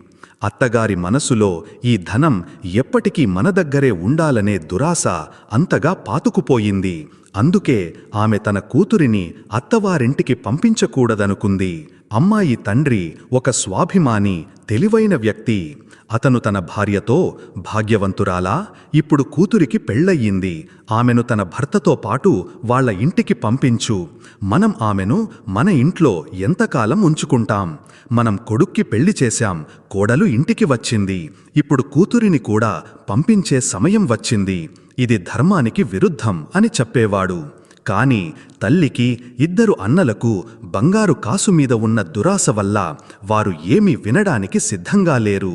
వారు ఈ అమ్మాయి ఇక్కడి నుండి వెళ్ళిపోతే ఈ బంగారు నిధి కూడా శాశ్వతంగా వెళ్ళిపోతుందని అనుకున్నారు. ఒకరోజు ఆ అబ్బాయి మనసులో, "అసలు వీళ్ళు నన్ను ఉదయాన్నే నా భార్య ముఖం ఎందుకు చూడనివ్వడం లేదు? ఇందులో తప్పకుండా ఏదో పెద్ద రహస్యం దాగి ఉంది. ఈ రోజు నేను నిద్రపోను, దాక్కుని చూస్తాను అసలు విషయం ఏంటో" అనుకున్నాడు. ఆ రోజు అతను మేల్కొనే ఉండి నిద్రపోతున్నట్లు నటించాడు. ఉదయం అతని అత్తగారు గదిలోకి వచ్చి తన కూతురి ముఖంపైనున్న బట్టను తీయగానే అబ్బాయి తన కళ్ళు కొద్దిగా తెరిచి చూశాడు. అతను చూసిన దానికి నివ్వెరపోయాడు. అతని భార్య నుదుటిపై ఒక బంగారు కాసు సూర్యుడిలా ప్రకాశిస్తోంది. అత్తగారు చాలా చాకచక్యంగా ఆ కాసును తీసి తన చీర చెంగున కట్టుకుని నిశ్శబ్దంగా గది నుండి బయటకు వెళ్ళిపోయింది. అబ్బాయికి ఇప్పుడు రహస్యమంతా అర్థమైపోయింది. మరుసటి రోజు అత్తగారు రాకముందే అతను లేచాడు. అతను నిద్రపోతున్న తన భార్య నుదుటిపై ముద్దు పెట్టి అక్కడ ఉన్న బంగారు కాసును మెల్లగా తీసి తన జేబులో పెట్టుకుని గది బయటకు నడవడానికి వెళ్ళాడు. అత్తగారు తన నిర్ణీత సమయానికి గదిలోకి వచ్చినప్పుడు కూతురి నుదుటిపై కాసు లేకపోవడం చూసింది. ఆమె మనసులో పాపం, భయం ఒకేసారి చోటు చేసుకున్నాయి. ఆమె తప్పకుండా ఈ అబ్బాయి కాసును చూశాడు మరియు అతనే దేనిని తీశాడు. ఇప్పుడు ఇతను మన గుట్టును అందరి ముందు బయట పెడతాడు మరియు బహుశా మనల్ని చంపి మొత్తం ధనాన్ని తీసుకుంటాడు అని అనుకుంది. ఆమె కంగారుపడి తన ఇద్దరు కొడుకులను పిలిచి, నాయనలారా, ఘోరం జరిగిపోయింది. ఆ అబ్బాయికి అంతా తెలిసిపోయింది. ఇప్పుడు మనం ఒక పని చేద్దాం. అతను మన రహస్యాన్ని బయటపెట్టకముందే మనమే అతన్ని అడ్డు తొలగించుకుందాం. అతన్ని తీసుకెళ్ళి దగ్గరలోని నదిలో ముంచెయ్యండి. తద్వారా మన రహస్యం బయటపడదు మరియు ఈ బంగారు సంపద కూడా ఎప్పటికీ మన దగ్గరే ఉంటుంది అని చెప్పింది. తల్లి, కొడుకులు ఎంత దురాశపరులు, గుడ్డివారయ్యారంటే వారు తమ సొంత అల్లుడిని, బావను చంపడానికి కుట్ర పన్నారు. అటువైపు ఆ అమ్మాయి చాలా ధార్మిక ప్రవృత్తి కలది. ఆమె శివుని భక్తురాలు మరియు శ్రావణ మాసంలో 16 సోమవారాల వ్రతం చేసేది. ఆమె భక్తిని చూసి ఆమె భర్త కూడా, నేను కూడా నీతో పాటు ఈ వ్రతం చేస్తాను. మనమిద్దరం కలిసి శివుని పూజ చేద్దాం. బహుశా భగవంతుడు ఈ కష్టకాలంలో మనపై దయచూపుతాడు అని అన్నాడు. ఇద్దరూ కలిసి వ్రతం చేయడం ప్రారంభించారు. తరువాత సోమవారం అమ్మాయి అన్నయ్య తన బావను మాటలతో మభ్యపెట్టి నది ఒడ్డుకు తీసుకువెళ్ళి, బావగారు రండి, ఈరోజు ఇద్దరం నదిలో స్నానం చేద్దాం. చాలా వేడిగా ఉంది, చాలా ఆనందంగా ఉంటుంది అని అన్నాడు. భర్త, వద్దు బావమరిదిగారు, నాకు ఈత రాదు, నేను నదిలో స్నానం చెయ్యను, నేను ఇంట్లోనే స్నానం చేసుకుంటాను అని అన్నాడు. అన్నయ్య పట్టుబడుతూ, అరే, మీరు ఎందుకు చింతిస్తారు, నేనున్నాను కదా, నేను మీకు ఈత నేర్పిస్తాను అని అన్నాడు. అతను అతన్ని తియ్యటి మాటలతో లోతైన నీటివైపుకు తీసుకువెళ్ళి అవకాశం దొరకగానే గట్టిగా తోసేశాడు. పాపమా భర్తకు ఈత రాదు. అతను నీటిలో మునిగిపోసాగాడు. అతను సహాయం కోసం అరుస్తూనే ఉన్నాడు. ఒకసారి అతని చెయ్యి పైకి వస్తే మరోసారి అతని తల పైకి వచ్చేది. అదే సమయంలో శివుడు, పార్వతీదేవి ఆకాశ మార్గంలో విహరిస్తున్నారు. పార్వతీదేవి దృష్టి ఆ మునిగిపోతున్న అబ్బాయిపై పడింది. ఆమె శివునితో, ప్రభో, అది చూడండి, మీ భక్తుడు నదిలో మునిగిపోతున్నాడు. అతను తన భార్యతో కలిసి పూర్తి శ్రద్ధతో మిమ్మల్ని పూజిస్తాడు, మీకోసం వ్రతాలు చేస్తాడు. మీరు వెళ్ళి అతని ప్రాణాలను కాపాడండి, లేకపోతే ఆ నిర్దోషి చంపబడతాడు అని అంది. శివుడు, పార్వతీ, నేను అతన్ని ఎలా కాపాడగలను? ఇది విధి విధానం, అతని కర్మలలో ఇదే వ్రాసి ఉంది అని అన్నాడు. పార్వతీదేవి పట్టుబట్టి, లేదు ప్రభూ, అతను మీ భక్తుడు, మీరు అతన్ని కాపాడాల్సిందే, మీరు త్రికాలదర్శులు, మీరు ఏదైనా చెయ్యగలరు అంది. అప్పుడు శివుడు తన భక్తవత్సల అయిన భార్య మాటను అంగీకరించి కిందకు వచ్చాడు. ఆయన తన దివ్య వస్త్రాన్ని అతని వైపు విసిరాడు. మునుగుతూ ఉన్న అబ్బాయి చేతికి ఆ వస్త్రం దొరికింది మరియు అతను దానిని గట్టిగా పట్టుకున్నాడు. శివుడు అతన్ని లాగి నది ఒడ్డుకు చేర్చాడు. అబ్బాయి శివుడు పార్వతీదేవిని తన ఎదుట చూసి వారి పాదాలకు నమస్కరించాడు. శివుడు, పుత్రా, నేను నీ ప్రాణాలను ఇప్పుడైతే కాపాడాను, కాని వాళ్ళు నిన్ను మళ్లీ చంపడానికి ప్రయత్నిస్తారు. నీ భార్య ధనంపై దురాశతో వారు గుడ్డివారయ్యారు మరియు వారు నిన్ను చంపేస్తారు, జాగ్రత్తగా ఉండు అని చెప్పాడు. అటువైపు అమ్మాయి పూజపళ్యం సిద్ధం చేసుకుని తన భర్త కోసం ఎదురుచూస్తోంది. చాలాసేపైనా అతను తిరిగి రాలేదు. ఆమె ఆందోళన చెందుతూ, నా వ్రతం ఎలా ముగుస్తుంది? వారు రానంత వరకు నేను వ్రతాన్ని విరమించను అనుకుంది. ఇంట్లో వాళ్ళు, అమ్మా, అతను ఎక్కడికైనా స్నేహితులతో వెళ్ళుంటాడు, వస్తాడులే, నువ్వు వ్రతం విరమించు, భోజనం చెయ్యి అనసాగారు. అమ్మాయి దృఢంగా, లేదు, నా భర్త ఇంటికి రానంత వరకు నేను అన్న పానీయాల చుక్క కూడా ముట్టను. ఈరోజు నా 16 సోమవారాల వ్రతం, నేను దీనిని అసంపూర్ణంగా వదిలిపెట్టలేను అంది. అప్పుడే ఆమె భర్త తడిబట్టలతో అక్కడికి వచ్చాడు. అమ్మాయి పరుగెత్తుకుంటూ వెళ్ళి, మీరు ఇంతసేపు ఎక్కడ ఉన్నారు? నేను ఎప్పటినుండో మీకోసం ఎదురుచూస్తున్నాను అని అడిగింది. భర్త ఆమెను ఆందోళనకు గురిచెయ్యకుండా, నేను ఎక్కడికో ఒక ముఖ్యమైన పనిమీద వెళ్ళాను, అందుకే ఆలస్యమయింది అని అబద్ధం చెప్పాడు. అతను తనతో జరిగిన మోసం గురించి నిజం చెప్పలేదు. ఇద్దరూ కలిసి శివుని పూజ చేసి తమ వ్రతాన్ని ముగించారు. తరువాత సోమవారం అన్నయ్య మళ్ళీ ఏదో కొత్త సాకు చెప్పి అతన్ని అడవి వైపుకు తీసుకువెళ్ళాడు. ఈసారి అతను తనతో పాటు పదునైన గండ్రగొడ్డలిని దాచుకుని తీసుకువెళ్ళాడు. అడవిలో ఒక నిర్మానుష్య ప్రదేశాన్ని చూసి అతను తన బావపై దాడి చేసి అతన్ని ముక్కలు ముక్కలుగా నరికేశాడు. అతను అతని తలను ఒక ఎర్రటి బట్ట సంచులో కట్టి ఇంటికి తీసుకువచ్చి తన తల్లికిచ్చాడు. తల్లి ఎలాంటి పశ్చాత్తాపం లేకుండా ఆ తలను ఇంట్లో ధాన్యం ఉంచే ఒక పెద్ద గరిసెలో దాచిపెట్టింది. శివుడు, పార్వతీదేవి మళ్ళీ ఆకాశ మార్గంలో అటుగా వెళ్లారు. పార్వతీదేవి ఈ భయంకరమైన దృశ్యాన్ని చూసి కన్నీళ్లు పెట్టుకుంది. ఆమె, ప్రభో, చూడండి, ఆ పాపాత్ములు మీ భక్తుడితో ఎంత ఘోరం చేశారో, అతన్ని నిర్దయగా నరికిపారేశారు.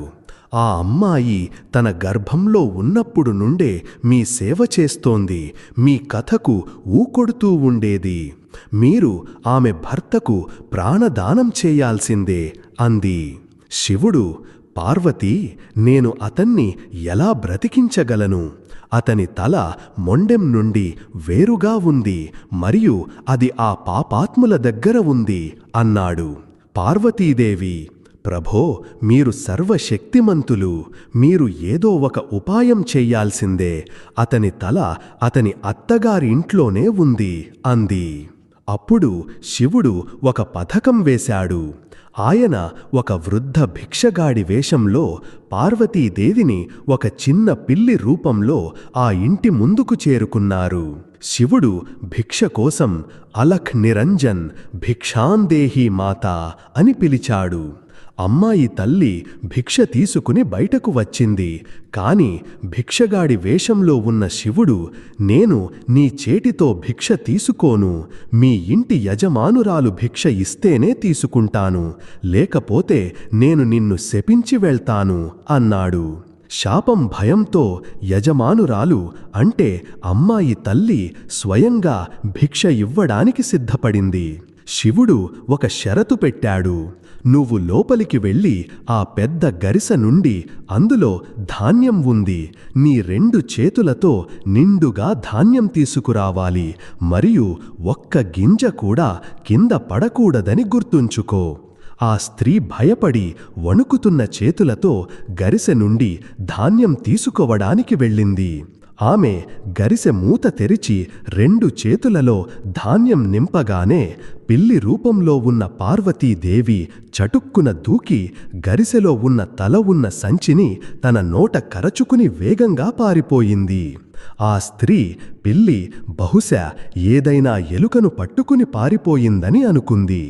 ఆమె దానిపై పెద్దగా దృష్టి పెట్టలేదు. ఆమె ధాన్యం తీసుకుని బయటకు వచ్చి భిక్షగాడికి ఇచ్చింది. అటువైపు పార్వతీదేవి ఆ తలను తీసుకుని నేరుగా శివుని వద్దకు చేరుకుంది. శివుడు ఆ అడవిలోకి వెళ్ళాడు. అక్కడ అబ్బాయి ఛిద్రమైన మొండెం పడి ఉంది. ఆయన తలను మొండెంకు జోడించి తన దివ్య శక్తితో దానిపై అమృత జలాన్ని చల్లాడు. చూస్తుండగానే అబ్బాయి మళ్ళీ బ్రతికి లేచి కూర్చున్నాడు. బ్రతికిన అబ్బాయి, ప్రభో, మాతా, మీరు నాకు మళ్ళీ ప్రాణదానం చేశారు. కాని ఇప్పుడు నేను ఎక్కడికి వెళ్ళను? వాళ్ళు నన్ను మళ్ళీ చంపేస్తారు. వారు నన్ను తమ ఇంట్లో ఉండనివ్వరు, ఈ అడవిలో బ్రతకనివ్వరు అని అన్నాడు. శివుడు అతనికి తన జటాజూటము నుండి కొద్దిగా భస్మం అంటే విభూతి ఇచ్చాడు. పుత్రా, ఈ దివ్య భస్మాన్ని తీసుకో. దీనిని తీసుకువెళ్ళి ఈ రాత్రి నీ భార్య ఇంట్లో చల్లు. ఇంట్లో వాళ్ళందరూ గాఢ నిద్రలోకి జారుకుంటారు. అప్పుడు నువ్వు నీ భార్యను తీసుకుని నీ అడవిలోని గుడిసుకు వెళ్ళిపో. అక్కడకు వెళ్ళి ఈ భస్మాన్ని నీ గుడిసె చుట్టూ చల్లు. నీ గుడిసె ఉన్న చోట ఒక అందమైన నగరం ఏర్పడుతుంది. నీ తల్లిదండ్రులు, చిన్నాన్న, పెదనాన్న, అన్నదమ్ములు అందరూ అద్భుతంగా ప్రత్యక్షమవుతారు. మరియు నువ్వు సుఖంగా నీ రాజ్యాన్ని పరిపాలించు. నిన్ను మరెవరూ చంపరు అని చెప్పాడు.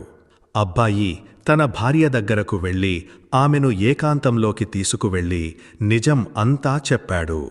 మొదట నీ అన్న నన్ను నదిలో ముంచి చంపడానికి ప్రయత్నించాడు. అప్పుడు శివుడు, పార్వతీదేవి నన్ను కాపాడారు. తరువాత అతను నన్ను చంపి ముక్కలు చేశాడు. అప్పుడు కూడా శివ పార్వతులే నన్ను బ్రతికించారు. ఇదంతా నీ తల్లి, అన్నల మనసులో నీ నుదుటి బంగారు కాసు కోసం ఉన్న దురాశ వల్లే జరుగుతోంది. నీ మంచి కోరితే ఈ రాత్రి నాతో పాటు ఇక్కడి నుండి శాశ్వతంగా బయలుదేరు. అమ్మాయి తన భర్తతో జరిగిన అకృత్యాలను విని వణికిపోయింది మరియు తన భర్తతో వెళ్లడానికి వెంటనే సిద్ధపడింది. రాత్రి అందరూ నిద్రపోయాక అబ్బాయి ఇంట్లో ఆ భస్మాన్ని చల్లాడు. దానితో అందరూ గాఢమైన స్పృహలేని నిద్రలోకి జారుకున్నారు. వారు ఇద్దరూ రాత్రి చీకట్లోనే అక్కడి నుండి బయలుదేరారు. ఉదయం కాకముందే వారు తమ పాత గుడిసె వద్దకు చేరుకున్నారు. అబ్బాయి శివుని ధ్యానించి గుడిసె చుట్టూ ఆ దివ్య భస్మాన్ని చల్లాడు. ఉదయం ఇద్దరూ నిద్ర లేచి చూసి వారు చూసిన దాన్ని నమ్మలేకపోయారు. గుడిసె స్థానంలో బంగారంతో కట్టిన ఒక విశాలమైన దివ్యమైన భవనం నిలిచి ఉంది మరియు చుట్టూ ఒక అందమైన అలంకరించబడిన నగరం ఏర్పడింది. అందులో తోటలు, సైనికులు, ప్రజలు అందరూ ఉన్నారు. ఒకరు వచ్చి, నాయనా, నేను మీ చిన్నాన్నను, మరొకరు, నేను మీ పెదనాన్నను అన్నారు. అప్పుడు ఒక వృద్ధ దంపతులు వచ్చి, నాయనా, మేము నీ తల్లిదండ్రులం. చాలా సంవత్సరాల క్రితం రాజ్యంలో కరువు వచ్చినప్పుడు నిన్ను ఇక్కడ వదిలి వెళ్ళాము. మమ్మల్ని క్షమించు అన్నారు. ఈ విధంగా అతని పూర్తి కుటుంబం ఏర్పడింది మరియు అతను ఆ నగరానికి రాజువయ్యాడు. ఇప్పుడు అతను రోజూ ఉదయం తన భార్య నుదుటి నుండి బంగారు కాసును తీసుకునేవాడు మరియు వారిద్దరూ చాలా సుఖంగా, ప్రేమగా జీవించసాగారు. అతను తన కొత్త నగరంలో ఒక అందమైన శివాలయాన్ని నిర్మించాడు. అందులో శివ, పార్వతి మరియు అన్ని దేవతామూర్తుల దివ్య విగ్రహాలు ఉన్నాయి. నగర ప్రజలందరూ అక్కడికి వచ్చి పూజలు చేసేవారు మరియు చుట్టూ ధర్మం, ఆనందం వెల్లివిరిశాయి. అటువైపు అమ్మాయి తల్లిదండ్రులు, అన్నలు నిద్రలేచి చూసేసరికి అమ్మాయి, ఆమె భర్త కనబడలేదు. వారు ఇద్దరూ పారిపోయారని అర్థం చేసుకున్నారు. వారి ధన నిధి పోయింది మరియు వారి పాపాల కారణంగా వారి మిగిలిన సంపద కూడా నెమ్మదిగా కరిగిపోయింది. వారు ఎంత పేదవారిగా మారారంటే వారికి భిక్షమెత్తుకునే గతి పట్టింది. ఒకరోజు వారు భిక్షమెత్తుకుంటూ అదే కొత్త నగరానికి చేరుకున్నారు. కూతురు తన తల్లిదండ్రులను, అన్నలను వారి దయనీయ స్థితిలో వెంటనే గుర్తుపట్టింది. కాని వారు తమ కూతురిని ఆ రాణి రూపంలో గుర్తించలేకపోయారు. కూతురి గుండె కరిగిపోయింది. ఆమె వారికి తన భవనంలో ఆశ్రయమిచ్చి వారి బాగోగులు చూడమని నౌకర్లకు చెప్పింది. ఆమె తన తల్లిదండ్రులకు తాను వారి కూతురినేనని, ఎవరితోనైతే వారు ఇంత చెడుగా ప్రవర్తించారో ఆ విషయం ఎప్పుడూ చెప్పలేదు. ఆ ముగ్గురూ తమ కర్మ ఫలాన్ని అనుభవించి భిక్షగాళ్లుగా మారి తమ కూతురు పెట్టే ముక్కల మీద బ్రతుకుతూ ఉంటే కూతురు, ఆమె భర్త శివుని దయతో సుఖంగా, గౌరవంగా, ఆనందంగా తమ జీవితాన్ని గడపసాగారు. ఓ భోళానాథుడా, మీరు ఆ అమ్మాయిపై చూపిన దయను అలాగే ప్రతి భక్తునిపై చూపండి. మిత్రులారా, మనం శివునికి వ్రతం చేస్తాం, ఆయనను పూజిస్తాం.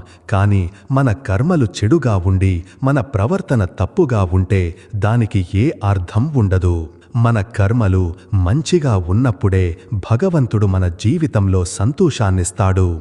అందుకే అన్నిటికంటే ఎక్కువగా మన కర్మల మీద దృష్టి పెట్టండి. ఇది మన ధార్మిక మరియు ఆధ్యాత్మిక జీవితానికి పునాది అయిన ఒక సత్యం. తరచుగా మనం భక్తి యొక్క బాహ్య రూపంలో నింతగా చిక్కుకుపోతాము అంటే దాని అసలు సారాంశాన్ని, దాని ఆత్మను మరచిపోతాము. మనం కొన్ని గంటల ఉపవాసంతో, కొన్ని ప్రత్యేక మంత్రాల జపంతో లేదా గుడిలో సమర్పించిన కొన్ని పూలు, పండ్లతో దేవుని కృపను పొందగలమని అనుకుంటాము. మనం మిగతా 24 గంటలు మోసం, కుట్ర, కోపం, అధర్మంతో నిండి ఉన్నప్పటికీ ఇది ఒక పెద్ద భ్రమ.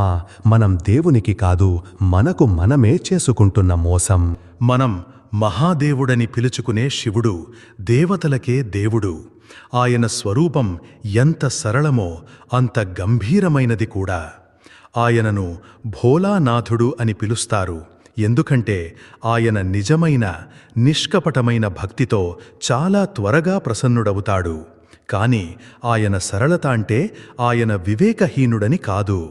ఆయన ప్రతి కణంలో వ్యాపించియున్నాడు. ఆయన మన ప్రతి ఆలోచనకు, ప్రతి కర్మకు, ప్రతి భావనకు సాక్షి. ఏ పూజ ప్రదర్శన కోసం, ఏ పూజ హృదయపు లోతుల నుండి వచ్చిందో ఆయనకు బాగా తెలుసు. ఒక వ్యక్తి ఉదయం శివుని పూజ చేసి ఆ తరువాత రోజంతా తన వ్యాపారంలో మోసం చేస్తే, తన సహోద్యోగులను మోసం చేస్తే, తన కుటుంబంలో కలహాలు సృష్టిస్తే లేదా బలహీనులపై అఘాయిత్యాలకు పాల్పడితే అతని పూజకు ఏం విలువ ఉంటుంది? భగవంతుడు కేవలం గుడిలోని విగ్రహంలో బందీగా ఉన్నాడని, తన మిగతా జీవితాన్ని చూడటం లేదని అతను అనుకుంటున్నాడా? ఇది అవివేకం. కర్మ సిద్ధాంతం సనాతన ధర్మంలో అత్యంత ముఖ్యమైన స్తంభం. మనం ఏది చేసినా దాని ఫలాన్ని మనం తప్పక అనుభవించాల్సి ఉంటుందని ఇది చెబుతుంది. అది ఈ జన్మలో అయినా లేదా రాబోయే జన్మలో అయినా. మన కర్మలు ఒక విత్తనం లాంటివి. ఎలాంటి విత్తనం నాటితే అలాంటి ఫలాన్నే కోయాల్సి ఉంటుంది. మనం ప్రేమ, దయ, సత్యం, సేవ అనే విత్తనాలు నాటితే మనకు సుఖం, శాంతి, ఆనందమనే ఫలాలు లభిస్తాయి. కానీ మనం ద్వేషం, హింస, అబద్ధం, స్వార్థం అనే విత్తనాలు నాటితే మనకు దుఃఖం, అశాంతి, బాధ అనే ముళ్ళే దొరుకుతాయి. ఇది ప్రకృతి నియమం మరియు దేవుని శాసనం కూడా ఇదే.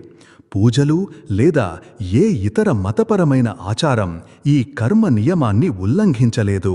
నిజానికి నిజమైన మతపరమైన ఆచారం మనకు మంచి పనులు చేయడానికి ప్రేరణ ఇస్తుంది. దీన్ని ఒక సాధారణ ఉదాహరణతో అర్థం చేసుకుందాం. అనుకుందాం, ఒక విద్యార్థి తన పరీక్షలో ఉత్తీర్ణత సాధించడానికి దేవుణ్ణి చాలా ప్రార్థిస్తాడు, గుళ్లకు వెళ్ళి మొక్కులు మొక్కుతాడు. కాని ఏడాది పొడవునా చదవడు. కేవలం ప్రార్థన బలంతో అతను పాస్ కాగలడా? ఎప్పటికీ కాదు. అతను ప్రార్థనతో పాటు తన కర్మను కూడా చేసినప్పుడు, అంటే శ్రమతో చదివినప్పుడే విజయం సాధిస్తాడు. అదేవిధంగా జీవిత పరీక్షలో కూడా కేవలం పూజలతో పని జరగదు. మనం మంచి ప్రవర్తన, మంచి కర్మల శ్రమ కూడా చెయ్యాల్సి ఉంటుంది. మన ప్రతిరోజు ఒక పరీక్ష మరియు మన ప్రతి కర్మ ఆ పరీక్షకు సమాధానం. శివుని ఒక పేరు నీలకంఠుడు. ఈ పేరు ఆయన సృష్టిని కాపాడటానికి సముద్ర మథనం నుండి వచ్చిన హాలాహల విషాన్ని తాగిన ఆ గొప్ప త్యాగాన్ని గుర్తు చేస్తుంది. ఆయన ఆ విషాన్ని తన కంఠంలో ధరించాడు. తద్వారా సృష్టిపై దాని ప్రభావం పడకుండా ఉంటుంది. ఇది మనకు ఏమి నేర్పుతుంది? ఇది మనకు నేర్పేది ఏమిటంటే, నిజమైన భక్తుడు ఇతరుల మంచి కోసం కష్టాలను సహించటం నేర్చుకుంటాడు. సమాజంలోని ప్రతికూలతను తనలో ఇముడ్చుకుని కూడా సానుకూలతను వ్యాపింపజేస్తాడు. విషం తాగి కూడా అమృతాన్ని పంచుతాడు. ఇప్పుడు ఆలోచించండి, ఇతరుల కోసం ఎప్పుడూ విషం కక్కే వ్యక్తి తన మాటలతో, తన కర్మలతో ఇతరుల జీవితంలో విషాన్ని నింపే వ్యక్తి నీలకంఠుడిని పూజిస్తే అది ఎంత పెద్ద వైరుధ్యం! అతను విషం తాగిన దేవుడిని పూజిస్తున్నాడు, కానీ స్వయంగా విషాన్ని పంచుతున్నాడు. అలాంటి పూజను భగవంతుడు ఎలా అంగీకరించగలడు? శివుని మరొక స్వరూపం మహాయోగి, పరమ తపస్వి. ఆయన కైలాస పర్వతంపై గాఢ సమాధిలో లీనమయ్యుంటాడు. అన్ని సాంసారిక సుఖాలు, మోహమాయలకు అతీతంగా. ఆయన మనకు నిజమైన సుఖం బాహ్య వస్తువులలో కాదని, అంతర్గత శాంతిలో ఉందని నేర్పుతాడు. ఆయన మనకు ఇంద్రియాలపై నియంత్రణ, మనసు యొక్క స్థిరత్వం, ఆత్మక్రమశిక్షణ పాఠం నేర్పుతాడు. ఇప్పుడు ఊహించుకోండి, రాత్రింబవ్వళ్ళు ధనం, హోదా, భోగ విలాసాల వెనుక పరిగెడుతున్న వ్యక్తి, కోపం, లోభం, మోహం, అహంకారంలో గుడ్డివాడైన వ్యక్తి యోగిరాజైన శివుడిని పూజిస్తే అది ఒక పరిహాసం కాదా? అతను ఒకవైపు త్యాగమూర్తి అయిన దేవుడిని ఉపాసిస్తున్నాడు, మరోవైపు తను ప్రతిదాన్ని అనుభవించాలనుకుంటున్నాడు. అతని పూజకు, అతని జీవితానికి పొంతనలేదు. నిజమైన శివపూజ ఏమిటంటే, ఆయన చూపిన మార్గంలో నడవడానికి కొంచెమైనా ప్రయత్నించడం, మన కోపంపై, మన లోభంపై కొంచెం నియంత్రణ సాధించడానికి ప్రయత్నించడం. మన శాస్త్రాలు, పురాణాలు కర్మ ప్రాధాన్యతను నిరూపించే కథలతో నిండి ఉన్నాయి. రావణుడు శివుని ఎంత పెద్ద భక్తుడు! అతను కఠోర తపస్సు చేసి శివుని నుండి అజేయుడనే వరాన్ని పొందాడు. అతని వద్ద బంగారు లంక, అపారమైన శక్తి, శివుని ఆశీర్వాదం కూడా ఉన్నాయి. కాని అతని కర్మలు ఎలా ఉన్నాయి? అతను అహంకారంతో దేవతలను హింసించాడు, ఋషులను అవమానించాడు, పరాయి స్త్రీ అయిన సీతాదేవిని అపహరించాడు. అతని ప్రవర్తన అధర్మంతో నిండి ఉంది. ఫలితం ఏమైంది? శివుని వరం కూడా అతన్ని అతని కర్మఫలం నుండి కాపాడలేకపోయింది. అతను విష్ణువు అవతారమైన శ్రీరాముని చేతిలో మరణం పొందవలసి వచ్చింది.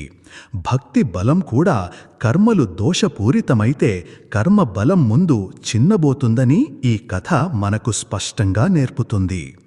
మరోవైపు శబరి కథను చూడండి. ఆమె ఒక భిల్లు తెగకు చెందినది, సమాజంలో తక్కువ వర్గానికి చెందినది. ఆమెకు బహుశా పెద్ద వేదాలు, మంత్రాల జ్ఞానం లేదు. కాని ఆమె మనస్సులో రాముని పట్ల నిజమైన, నిష్కల్మషమైన భక్తి ఉంది. ఆమె రోజు తన కర్మగా భగవంతుని కోసం తియ్యని రేగుపండ్లను కోసి తీసుకువచ్చి వాటిని రుచి చూసి పెట్టేది, తద్వారా దేవుడు పుల్లటి పండ్లు తినకూడదని. ఆమె ప్రవర్తన ప్రేమ, సమర్పణలతో నిండి ఉంది. శ్రీరాముడు ఆమె ఎంగిలి పండ్లను ఎంతో ప్రేమగా తిని ఆమెకు మోక్షాన్ని ప్రసాదించాడు. ఆయన శబరి ఏ కులానికి చెందినదో, ఆమెకు ఏ మంత్రాలు తెలుసో చూడలేదు. ఆయన కేవలం ఆమె నిర్మలమైన హృదయాన్ని, ప్రేమతో కూడిన కర్మను చూశాడు. దీని అర్థం మనం పూజ, వ్రతం లేదా ఉపాసనను వదిలేయాలని కాదు. లేదు, అస్సలు కాదు. ఈ క్రియలు మన మనస్సును శాంతపరచడానికి, మనల్ని దేవునికి దగ్గరగా అనుభూతి చెందడానికి, మనకు సానుకూల శక్తిని ఇవ్వడానికి చాలా అవసరం. వ్రతం ఉండటం వల్ల మన శరీరం శుద్ధి అవుతుంది, మన సంకల్ప శక్తి బలపడుతుంది. పూజ చేయడం వల్ల మన మనస్సులో శ్రద్ధ, విశ్వాసం భావం మేల్కొంటుంది. ఇవన్నీ మనల్ని గమ్యం చేరడానికి సహాయపడే సాధనాలు. మరియు గమ్యం ఒక మంచి మనిషిగా మారడం. ఎవరి హృదయం పవిత్రంగా ఉంటుందో, ఎవరి కర్మలు శ్రేష్టంగా ఉంటాయో అలాంటి మనిషిగా మారడం. సమస్య మనం సాధనాన్ని గమ్యంగా భావించినప్పుడు తలెత్తుతుంది. కేవలం ఉపవాసం ఉండటమే భక్తి అని, కేవలం గుడికి వెళ్లడమే ధర్మమని మనం అనుకోవడం ప్రారంభిస్తాము. మనం మన జీవితంలోని ఇతర అంశాలపై దృష్టి పెట్టడం మానేస్తాము. మనం మన ఇంట్లో, మన కార్యక్షేత్రంలో, మన సమాజంలో ఎలా ప్రవర్తిస్తామో ఆలోచించము. ఒక వ్యక్తి సోమవారం వ్రతం ఉండి మంగళవారం తన తల్లిదండ్రులను అవమానించి, బుధవారం తన వ్యాపారంలో కల్తీ చేసి, గురువారం ఒక పేదవాడి హక్కును లాక్కుని, శుక్రవారం అబద్ధం చెప్పి, శనివారం ఒకరిని నిందిస్తే అతని ఆ ఒక్కరోజు వ్రతం నిరర్ధకం అవుతుంది. అతని ఆ వ్రతం యొక్క పుణ్యం అతనికి లభించదు. ఎందుకంటే అతని మిగిలిన 6 రోజుల పాపాలు ఆ పుణ్యాన్ని నాశనం చేస్తాయి. నిజమైన ధర్మం మన దైనందిన జీవితంలో ప్రతిబింబిస్తుంది. మీరు ఆకలితో ఉన్నవారికి భోజనం పెట్టినప్పుడు అది గొప్ప పూజ. మీరు దాహంతో ఉన్నవారికి నీళ్లు తాగించినప్పుడు అది గొప్ప అభిషేకం. మీరు దుఃఖంలో ఉన్న వ్యక్తి కన్నీళ్లు తుడిచి అతనికి సాంత్వన ఇచ్చినప్పుడు అది గొప్ప సత్సంగం. మీరు మీ పనిని పూర్తి నిజాయితీతో, నిష్ఠతో చేసినప్పుడు అది గొప్ప హారతి. మరియు మీరు అన్ని ప్రాణులలో, అది మనిషి అయినా పశువు అయినా, భగవంతుని అంశాన్ని చూసి వారి పట్ల దయ, ప్రేమ భావాన్ని కలిగి ఉన్నప్పుడు అదే నిజమైన శివభక్తి. ఎందుకంటే శివుడు ప్రతి కణకణంలో నివసిస్తున్నాడు. ఆయన కేవలం రాతి విగ్రహంలోనే కాదు, ప్రతి జీవి హృదయంలో నివసిస్తాడు. అందువల్ల మనం మన దృక్పథాన్ని మార్చుకోవాల్సిన అవసరం ఉంది. మనం మన భక్తిని మరింత విస్తృతంగా, ఆచరణాత్మకంగా మార్చుకోవాలి. మనం శివునికి జలం సమర్పించినప్పుడు మనం కూడా నీటిలా శీతలంగా, నిర్మలంగా మారి ఇతరుల కోపాగ్నిని చల్లారుస్తామని సంకల్పించుకోవాలి. మనం ఆయనకు బిల్వ పత్రాలు సమర్పించినప్పుడు మన మనస్సు నుండి కూడా కామ, క్రోధ, లోభాలనే 3 దోషాలు తొలగిపోవాలని ప్రార్థించాలి. మనం ఆయన ముందు దీపం వెలిగించినప్పుడు మనం కూడా జ్ఞాన ప్రకాశంగా మారి ఇతరుల జీవితాల నుండి అజ్ఞానమనే చీకటిని తొలగిస్తామని ప్రతినపూనాలి. మనం వ్రతం ఉన్నప్పుడు కేవలం అన్నాన్ని త్యాగం చెయ్యడమే కాకుండా అబద్ధం, నింద, కోపం, చెడు ఆలోచనలను కూడా త్యాగం చెయ్యాలి. అప్పుడే మన వ్రతం, మన పూజ సార్థకమవుతుంది. మనం ఆత్మపరిశీలన చేసుకోవడం నేర్చుకోవాలి. ప్రతి రాత్రి నిద్రపోయే ముందు కొన్ని నిమిషాలు కూర్చొని ఈరోజు మనం రోజంతా ఏం చేశామో ఆలోచించాలి. మన మాట లేదా కర్మ వల్ల ఎవరికైనా బాధ కలిగిందా? మనం ఎవరికైనా అన్యాయం చేశామా? మనం మన విధులను సరిగ్గా నిర్వర్తించామా? మనలో ఏదైనా తప్పు కనిపిస్తే దానికోసం దేవుడిని క్షమించమని అడగాలి. మరుసటి రోజు దానిని పునరావృతం చెయ్యకూడదని సంకల్పించుకోవాలి. ఇదే నిజమైన పశ్చాత్తాపం. ఇదే ఆత్మ సంస్కరణ మార్గం. భగవంతుడికి మన ధన సంపదలు, మన కానుకలు అవసరం లేదు. ఆయన కేవలం ఆర్తిని చూస్తాడు. ఆయన మన హృదయం ఎంత శుద్ధంగా ఉంది, మన ఉద్దేశం ఎంత స్వచ్ఛంగా ఉందని చూస్తాడు. ఒక పేద వ్యక్తి ప్రేమతో సమర్పించిన ఒక పువ్వు, ఒక ధనవంతుడు అహంకారంతో సమర్పించిన బంగారు, వెండి ఛత్రం కంటే ఎంతో విలువైనది. మన ప్రతి ప్రార్థన, మన ప్రతి ఆచారం మంచి కర్మల పునాదిపై నిలిచినప్పుడే అంగీకరించబడుతుంది. మంచి కర్మలు లేకుండా భక్తి అంటే పునాది లేని అందమైన భవనం లాంటిది. అది ఏ క్షణంలోనైనా కూలిపోవచ్చు. అందువల్ల తదుపరిసారి మీరు శివుని వ్రతం చెయ్యాలని సంకల్పించుకున్నప్పుడు దానితో పాటు మీ ప్రవర్తనను కూడా శుద్ధంగా ఉంచుకుంటానని సంకల్పించుకోండి. మీరు ఎవరితోనూ కఠినంగా మాట్లాడరు. మీరు ఎవరిని మోసం చెయ్యరు. మీరు ఎవరికీ చెడు కోరరు. మీరు మీ తల్లిదండ్రులకు సేవ చేస్తారు. మీ జీవిత భాగస్వామిని గౌరవిస్తారు. మీ పిల్లలకు మంచి సంస్కారాలను ఇస్తారు. మీ చుట్టుపక్కల అందరితో ప్రేమగా, సామరస్యంగా ఉంటారు. మీరు మీ పనిని పూజగా భావించి పూర్తి శ్రద్ధతో చేస్తారు. మీ జీవితం ఈ విధంగా ధర్మం, సదాచారం సుగంధంతో గుబాలించినప్పుడు మీకు దేవుడిని ప్రసన్నం చేసుకోవడానికి ఏ ప్రత్యేక ప్రయత్నం అవసరం ఉండదు. భగవంతుడు స్వయంగా మీపై ప్రసన్నుడవుతాడు. ఎందుకంటే అప్పుడు మీ జీవితమే ఒక పూజగా మారుతుంది. గుర్తుంచుకోండి, గొప్ప దేవాలయం మన స్వంత శరీరం. అందులో ఆత్మరూపంలో పరమాత్మ నివసిస్తాడు. ఈ దేవాలయాన్ని ఎల్లప్పుడూ శుభ్రంగా పవిత్రంగా ఉంచుకోవడం మన కర్తవ్యం. గొప్ప పూజ మన మంచి కర్మలు మరియు గొప్ప ప్రార్థన అందరి పట్ల ప్రేమ, దయభావం. మనం మన కర్మలను సరిదిద్దుకుంటే మనం దేవుడిని ఎక్కడా బయట వెతకాల్సిన అవసరం ఉండదు. ఆయన మనలోనే మనకు అనుభూతి చెందుతాడు. మన జీవితమే శివమయమవుతుంది. మనకు నిజమైన ఆనందం, శాంతి లభిస్తుంది. అందువల్ల మీ పూర్తి దృష్టిని మీ కర్మలపై కేంద్రీకరించండి. ఎందుకంటే కర్మలే మన జీవిత సారం మరియు మంచి కర్మలే నిజమైన భక్తికి ఆధారం. మిత్రులారా, ఈ వీడియోలో ఇంతే. ఈ వీడియో నుండి మీకు చాలా విషయాలు తెలిసాయని ఆశిస్తున్నాను. వీడియోను లైక్ చేసి, షేర్ చేసి, కమెంట్లో జై శ్రీ రాధేకృష్ణ అని రాయగం మర్చిపోకండి. ఇలాంటి జ్ఞానదాయక, ప్రేరణాత్మక వీడియోలు పొందడానికి మా యూట్యూబ్ ఛానల్ను సబ్స్క్రైబ్ చేసుకొని గంట సింబల్ను తప్పకుండా నొక్కండి. శివుడు మిమ్మల్ని ఎల్లప్పుడూ సంతోషంగా ఉంచుగాక. జాగ్రత్తగా ఉండండి. జై శ్రీ రాధేకృష్ణ.